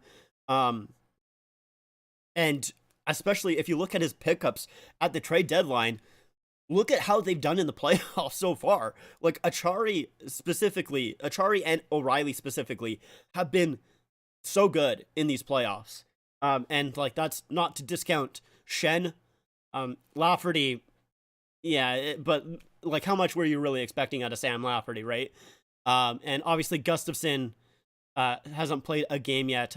I don't know if he's injured or not, or if they're just not playing him. I'm kind of fine with either, to be completely honest. But specifically with Acciari and O'Reilly, like, those have been really good pickups for the Leafs. And, like, if the Leafs do end up losing in the first round again, I understand if the Leafs part ways with him and don't re-sign him. But I think whoever gets him, if that does end up happening, is going to be really happy with him. But I think if the Leafs, get past the first round, I think that should be enough to re-sign him. And honestly, like, I wouldn't be completely upset if the Leafs do re-sign him and they lose in the first round anyways. Like, but at the same time, like, it's tough, because it's like, okay, well, like, why do you keep using the same thing if you keep on losing in the first round? But at the same time, like, I like the guys that they've been using, so I don't know. I'm really back and forth on it, honestly. What happened with Vegas goalies? Do you have some info? It was Quick and Hill. Well, I know Logan Thompson has been day-to-day, and he's been day-to-day for a while from what I've seen. I don't really have too much info. I haven't been following too much. The last that I saw was that Hill, I think Hill went down to Henderson before the playoffs started for a conditioning stint. And but I think they're just using Brossoit because he's been good for them. Even though they picked up Jonathan Quick, it's weird. I'm not quite too sure what's going on with Vegas's goaltending, to be 100% honest with you. It's a strange kind of conundrum they're in. I'm not quite too sure. You heard it here, folks. Bedard to Anaheim, and they signed Dubas as the GM. That would make me a little bit upset. Uh-oh. My chat disconnected. Okay. Did I? Okay. I disconnected from my chat a little bit. I'm not quite too sure if my stream went down or not. I hope not. I think I'm still live. Pretty sure. I don't see anything on my OBS saying that I went down. Let me double check here. I think I should be all good, but I just got disconnected from my chat. Okay, yeah, it looks like I'm okay. All right. I think I'm all right. Yeah, I honestly, I think if Dubas does happen to leave, whatever it may be, I think he probably goes to either Calgary or Pittsburgh. That's my opinion. If the Leafs win the series, they think you think they got a shot at Boston. That's tough, man. I don't know, man. Boston is so good, and they've been just a nemesis for the Leafs, a thorn in their side, so that's tough. OT has started here in Amalie Arena. Samsonov out of his net. Careful, Sammy. He held on to that puck for a while, knocked it off the glass, and Leafs were able to get it out. Here's Morgan Riley, drops it for Matthews, shoots! Stopped by Vasilevsky. Now Hagel goes the other way. He'll flip it up ahead. And Morgan Riley back in his own zone here. Riley up for Brody. Tips it in. Here's Morgan Riley. Now he'll get it in deep. Vasilevsky out to play it here. He'll wrap it around the boards. O'Reilly stops it. Out front. Kerfoot shoots. Oh, goes high. Kerfoot on it again. Gets it in deep for O'Reilly, battling against Hedman. Hedman will knock it loose. Oh, and now it's a race. Kerfoot against Ross Colton. Kerfoot does a good job blocking out Ross Colton there. If that's a regular season play, that's probably a penalty, but not in the playoffs here. Great job by Kerfoot, as he was the lone man back there. And he gives a little bit of a hit to Ross Colton as well. Victor Hedman back in his own zone. Long pass there, misses everyone, and that will be an icing against the Bolts. Kerfoot back to McCabe here. The puck's rolling on him. And he just whips it wide. Close, though. As a Bruins fan, I would rather face Toronto than Tampa just based off goaltending. That's fair. I mean, I don't think Vasilevsky has been that great in this series, but I get it. I mean, if I was a Bruins fan, I would much rather face Toronto as well. A shot there gets blocked in front, and now the Lightning go the other way. Brayden Point will dump it in as they make a little bit of a change here. Kucherov centering pass! Oh, and a shot by Stamkos. Was stopped by Samsonov as his mask comes off. Huge save by Sammy. Woo! A center... I feel like the Leafs were a little bit lazy on that play as a pass there back, trying to get it to Hall. Who was that? It was Giordano, tried to get it to Hall, intercepted by Kucherov, back to Stamkos, and a shot there off the mask of Samsonov as he's fixing up his straps here. Intense game, perfect playoff hockey. Yeah. You're right, 100%. I just hate it when it's my team because it gives me heart palpitations, but it's fun. O'Reilly up against Stamkos. O'Reilly will win it. Here's TJ Brody, who will just lift it high above to center. Perbix jumps on it. Oh no, that's Radish, sorry. And puck goes back into the Leaf zone. Here's Brody up ahead. Noel Achari in. Chari was a goal in the game here. Holds off, back to Brody, shoots, and that goes high. And blockered out of play by Vasilevsky. And the face-off. Defensive zone draw here for the Leafs as they'll get out that Matthews line there. Well, yeah, it's easy for me to say when my team is not on the line. Yeah, it is definitely, I mean, like, I still love it even when my team is on the line, but yeah, it's definitely, like, I gotta breathe. I gotta remember to breathe. But yeah, I love watching playoff hockey when, or overtime playoff hockey when it's not my team. Yarncroke will take the draw here. Apparently, he's the only Leaf without a shot on goal. Calle Yarncroke against Anthony Cirelli for the draw. Wins it. Brody. Morgan Riley will just flip it.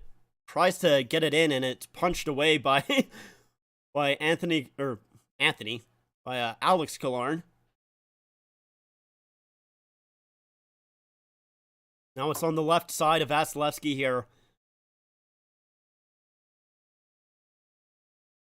Left side of Vasilevsky. It's an offensive zone draw here. Riley's on the left side. Feels familiar. Leafs come up with the draw. Here's Nylander. Oh, he gets tripped up, and a penalty will come up to the Tampa Bay Lightning as Nylander will try and fight through it, but Tampa will touch up. And the Leafs, I'm shocked that the Leafs are getting a penalty here, or a power play here, in overtime. But I think you needed to call this one. It's a great job by Nylander to get the puck off the draw. Makes a nice move on Cirelli. And yeah, that's like, I don't know how you wouldn't call that. As Sergachev dove and took out the legs of Nylander. That's one that you basically have to call. Do you have a Western team that you cheer for, or strictly Leafs? The Flames. So that didn't go very well this season. But the Flames are my second favorite team. And they're my Western team for sure. Tavares. Battling for the draw here. Puck comes loose. Leafs will get it. Mitch Marner. Shot. Goes wide. And a rebound opportunity. Leafs gather it back up. Here's Marner again. Holds on to it. Comes down low. Mitch Marner. Back for Matthews. I need to breathe here. For Marner. Shoots. Stopped. Blockered away by Vasilevsky, and that will get cleared. I am sweating so much. I'm like not breathing. Oh, Jesus. Ooh, Morgan Riley will bring it out. Drop pass for Marner over to Matthews. Leafs need to make sure they break through here, and they do. John Tavares will pass it back. Morgan Riley. Now for Marner. Pass back here. Ryan O'Reilly. Or Morgan Riley, sorry. Marner. In the middle. Shot. Rebound. Oh, and it's put wide by O'Reilly. And Hagel will clear. Oh, fuck. Man, I'm so hot, too. Like, holy smokes. Second unit out there for the Maple Leafs. Yarncroke to Nylander. He brings it in. Nylander, who drew the penalty, to Matthew Nye. Centering pass. Kerfoot couldn't find it, and he has to get on it quickly as Belmar was pressuring it. And the Leafs will go back in their own zone here. 30 seconds left to go in the power play for the Maple Leafs. Here's William Nylander. Gets it over to Kerfoot. He'll pass it back to the point. There's Giordano to William Nylander. Back for Giordano. Shoots. Tip. Scores! Alex Kerfoot tips the puck into the net. And the Leafs are up 3-1 in the series. As they'll go back to Toronto. And they only need one more game. Coming back from a 4-1 deficit in the third period, Alexander Kerfoot scores on the power play. Stuns Tampa. Holy shit. We'll see. Okay, Tampa is staying on the bench here. I think it looks like they're staying on the bench. We'll see if they say anything. I'm listening to see if they're challenged. I don't think they are. So Kerfoot passes it back to the point. Here's Giordano. Back over to Nylander. To Giordano again, who threads it through. And a great tip by Kerfoot. Holy shit, Kerfoot. Really? Kerfoot? Alexander Kerfoot? That's him? He is him? Holy smokes. Holy smokes. Alexander Kerfoot is him. What a tip by Kerfoot! Oh, yeah! Holy shit! Oh.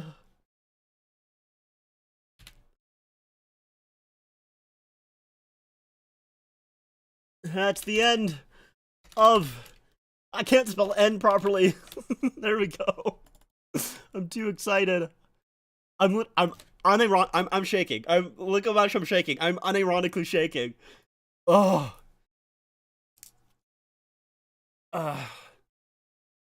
I am both loving and hating this. I was until I loved it. Take a swig of that fireball on Coca. Well, I was too nervous to do it, and now I can. Dude, I barely can. I'm shaking so much. I, I did not. I love the Leafs. I am fully on board with the Leafs. I will love this team until I die.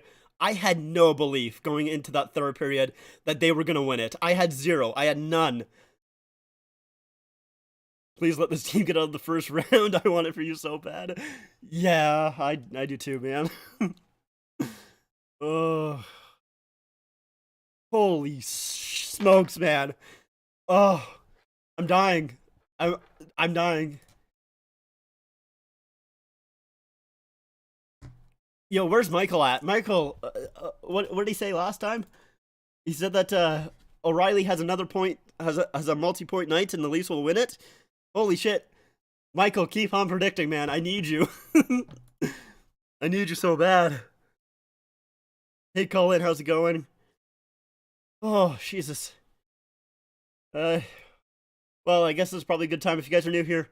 Make sure to like, subscribe, all of that stuff as the Leafs are now up 3-1 in the series, going back to Toronto, where they can close out a series win for the first time in 19 years. Is that right? Is it 19? It's 19. Oh. You, Neil, and Vesper Hockey should start a podcast. You guys work well together. Yeah, that would be fun. That would definitely be a lot of fun. I'm not sure how much time Neil and Kale have, but yeah, that would be a lot of fun. I, of course, met them for the first time. I guess it's been a few weeks ago now, but yeah, they're great guys. I really like them a lot. And meeting Mika as well, I didn't really know him at all, to be completely honest, before meeting him in person, but he was a lot of fun as well. He was very, very cool. He's a funny guy. Boston and Toronto up 3-1 in their respective series. Yep. Michael, buddy, you I need you. you are like my godsend. Predicting Martin to win in OT. I know Martin didn't win in OT last game, but obviously the Leafs won in OT, and then predicting O'Reilly to have a multi-point night. You're like a genie out there, buddy. Boston sports, lol. Bro, I thought I was going to take off my jersey in this. Holy crap, the Leafs came back. I'm so happy. You have no idea. Dude, I screamed so loud. I hope that I didn't blow out anybody's speakers. I don't know if, I'll be honest, I have no idea if I like popped, like if I like blew out my microphone or whatever, but Jesus, man. That's the loudest that I've screamed, I think, in a very... well, I guess technically it's the loudest I've screamed since Game 3, but before that, I had not screamed for a very long time. Oh, it's okay, man. I'll be careful. Don't worry. I've only had a little bit. I haven't had too much. I appreciate your worry there, but don't worry. I haven't had too much alcohol. You'll keep predicting. Thanks, Michael. I hope the next stage in May month, that would be nuts. I'd be down for it. Biz Nasty Streaks lives another day. I don't follow. Biz, what's his streak?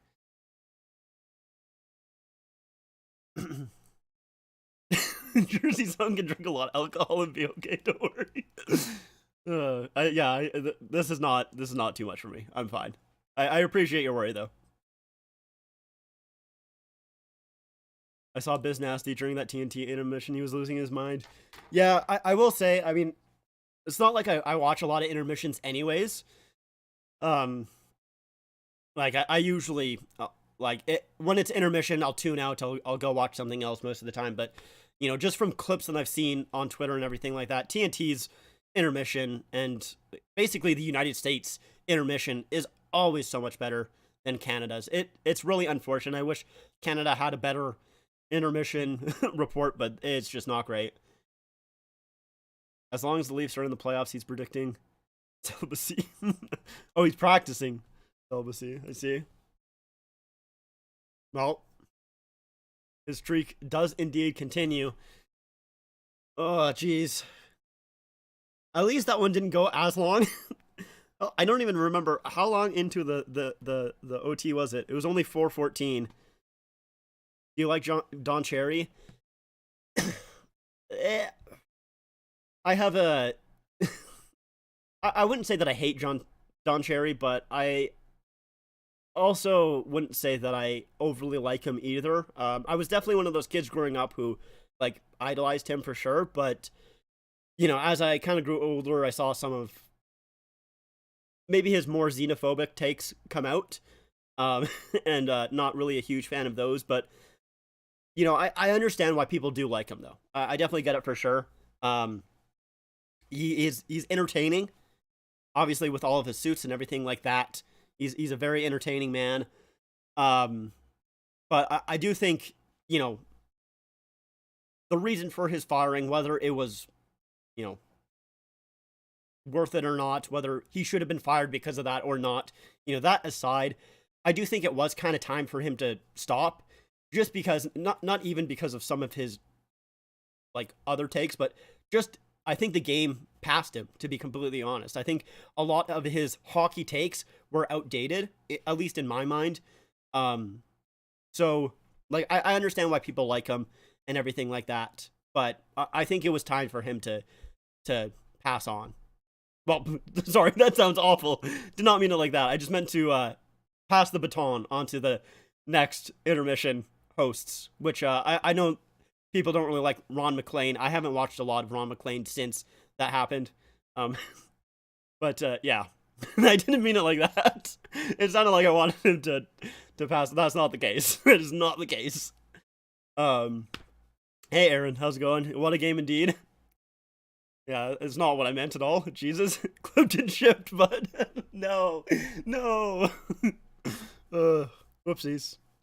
All right, there I go, misspeaking again. Classic. Uh, oof. I'm still, my heart's still racing. I guess we can. I might as well stay live for a little bit here. Let's see, let's take a look. So it's in the first intermission for that Jets Golden Knights game. Let's watch the Avs and the Kraken for a little bit here, as they still got about 9-10 left to go in their period. I'll be completely honest. I don't pay enough attention to Canadian politics that I have. I I don't have opinion on either. I'll be honest with you, man. I don't pay enough attention to Canadian politics, and I probably should. I should pay more attention than I do, considering I'm 25 and you know I'm able to vote and all that. But yeah, I don't pay enough attention to that to really have an opinion. Finna dip out. All right, see you later, Nick. Thanks for stopping by. Appreciate it. Thanks for chatting. I know you're excited right now. I am pumped, Donald. I am pumped. So think they can get it done in 5, or think the Leafs will drop another before the end of the series? I don't know. Tampa's gonna fight back pretty hard in Game 5. They're gonna be they're gonna do everything in their power to fight back, but I think it's possible the Leafs. Sorry, I'm burping a little bit here. I think it's definitely possible the Leafs could, um, you know, win a Game 5 at home. I think that's probably their best shot, to be honest. Because so if Game 5 is at home, that's their best shot. Tampa has not been good on the road this season, even though they did get a game. They obviously won Game 1, but Tampa has not been great on the road this season. So that's their best shot, is to win it in Game 5. They still can win Game 6 in Tampa. Obviously, they won both games in Tampa here. But if it comes to Game 7, I have a heart. Like, I love them with all my heart. I love the Maple Leafs. I can't see them winning Game 7 if it comes to it. So I need them to win in 5 or 6. I really do. But I will say the Lightning choked the lead and lost in back-to-back games. I mean, yeah, it's definitely a little bit of both. The Lightning choking the lead and the Leafs coming back. But I mean, I think I think that's always the case, right? It's always one side choking it a little bit and one side, stepping up to the plate and coming back.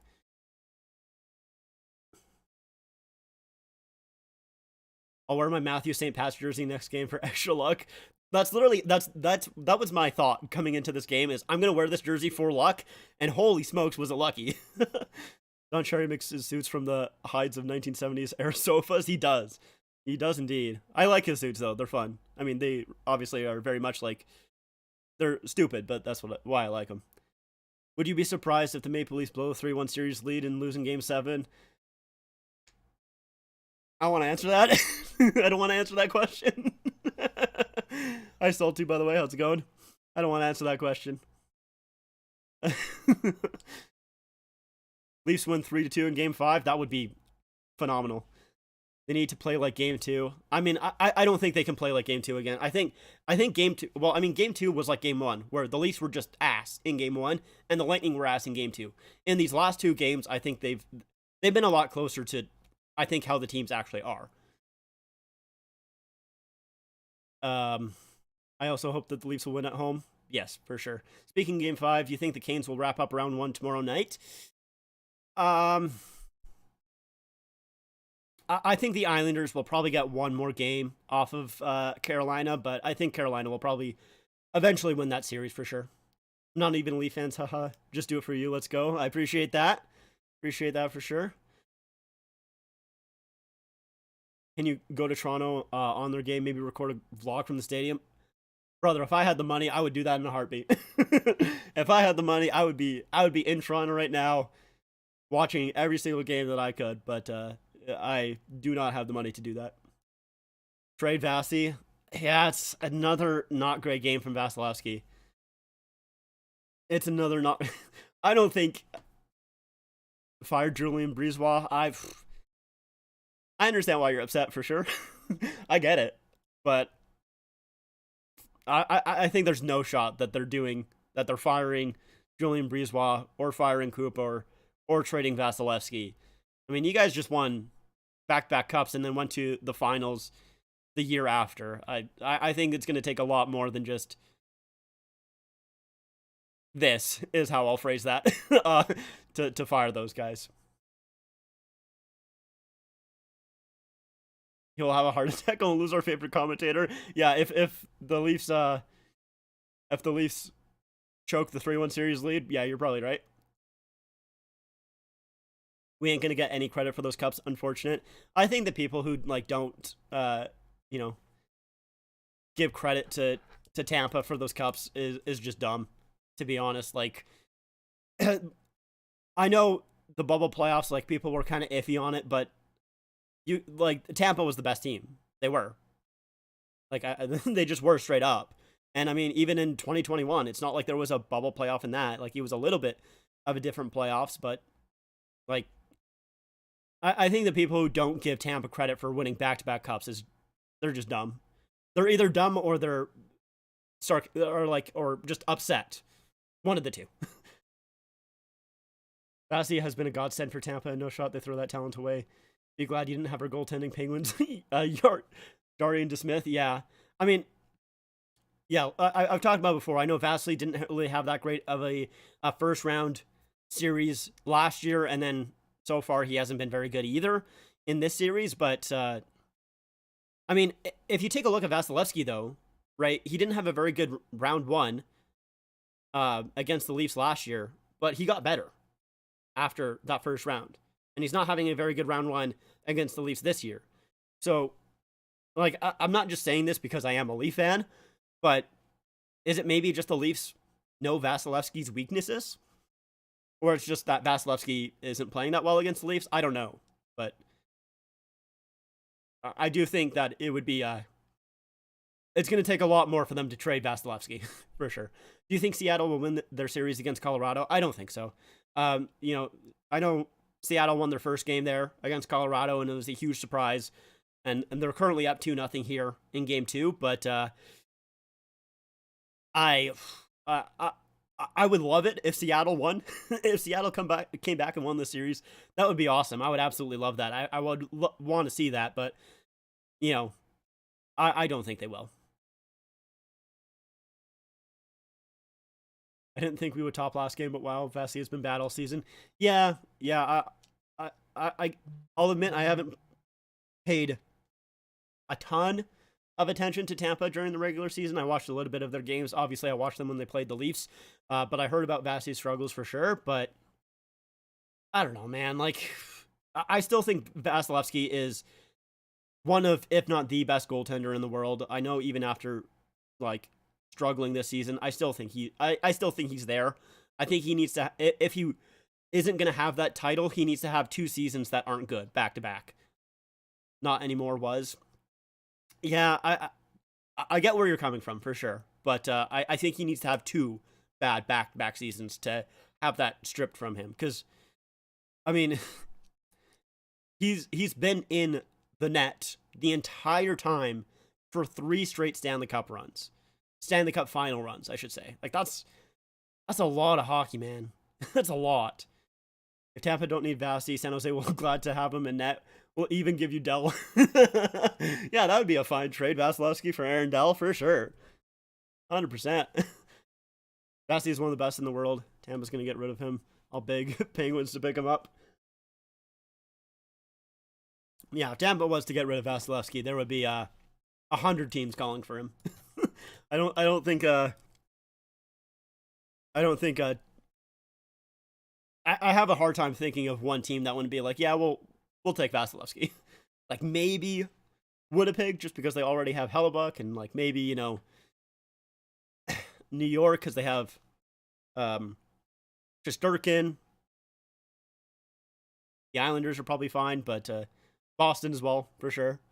But I don't think there's going to be a ton of teams that would be like, nah, we're okay. I think a lot of teams would be in on Vasilevsky if Tampa made him available, but I don't think that's going to happen. I don't think that's going to happen anytime soon. I'd be very surprised if it was.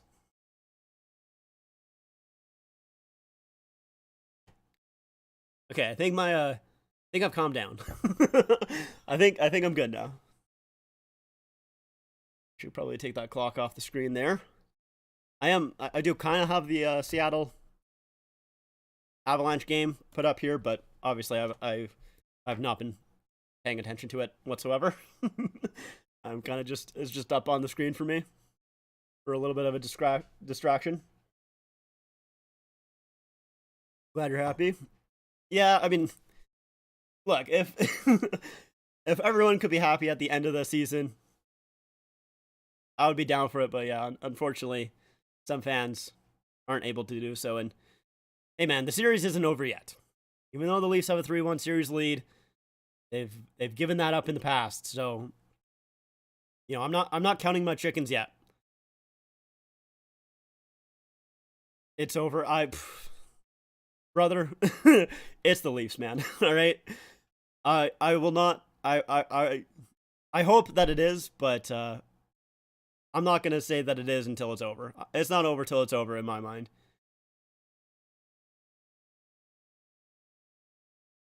Fleury's also great goaltender, but his last game for Minnesota was disastrous. Yeah, I don't understand why Minnesota put him in net for game 2. I don't understand that play at all. Like I get that you know, they've been doing that all season long where they've gone to Gustafsson, then back for Fleury, then to Gustafsson, you know, all of that. I know they've had that rotating goaltender tandem for all season pretty much.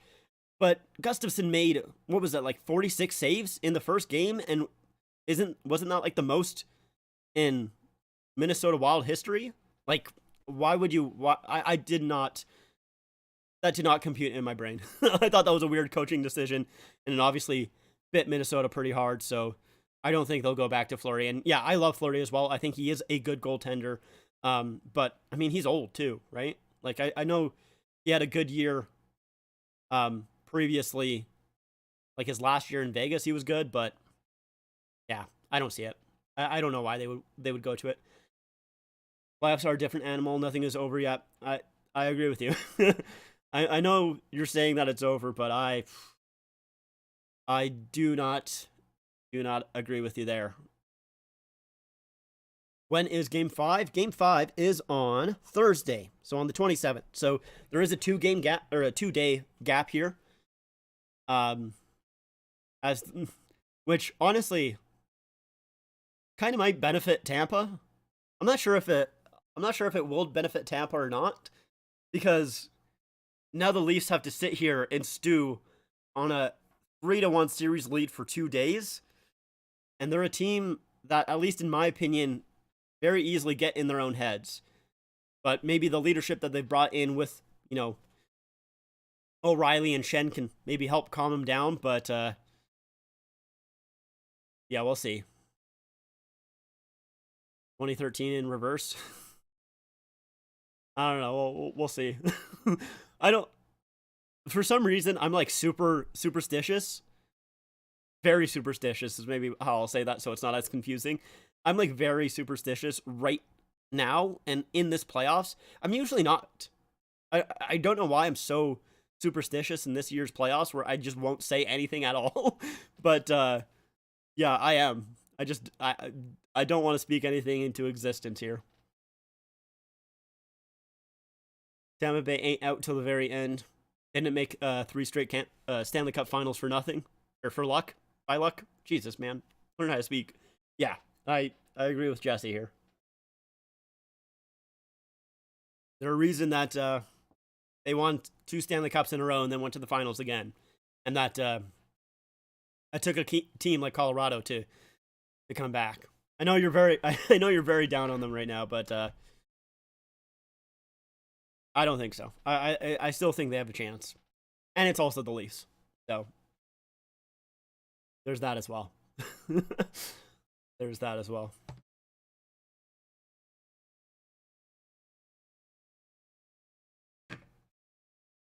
Ugh.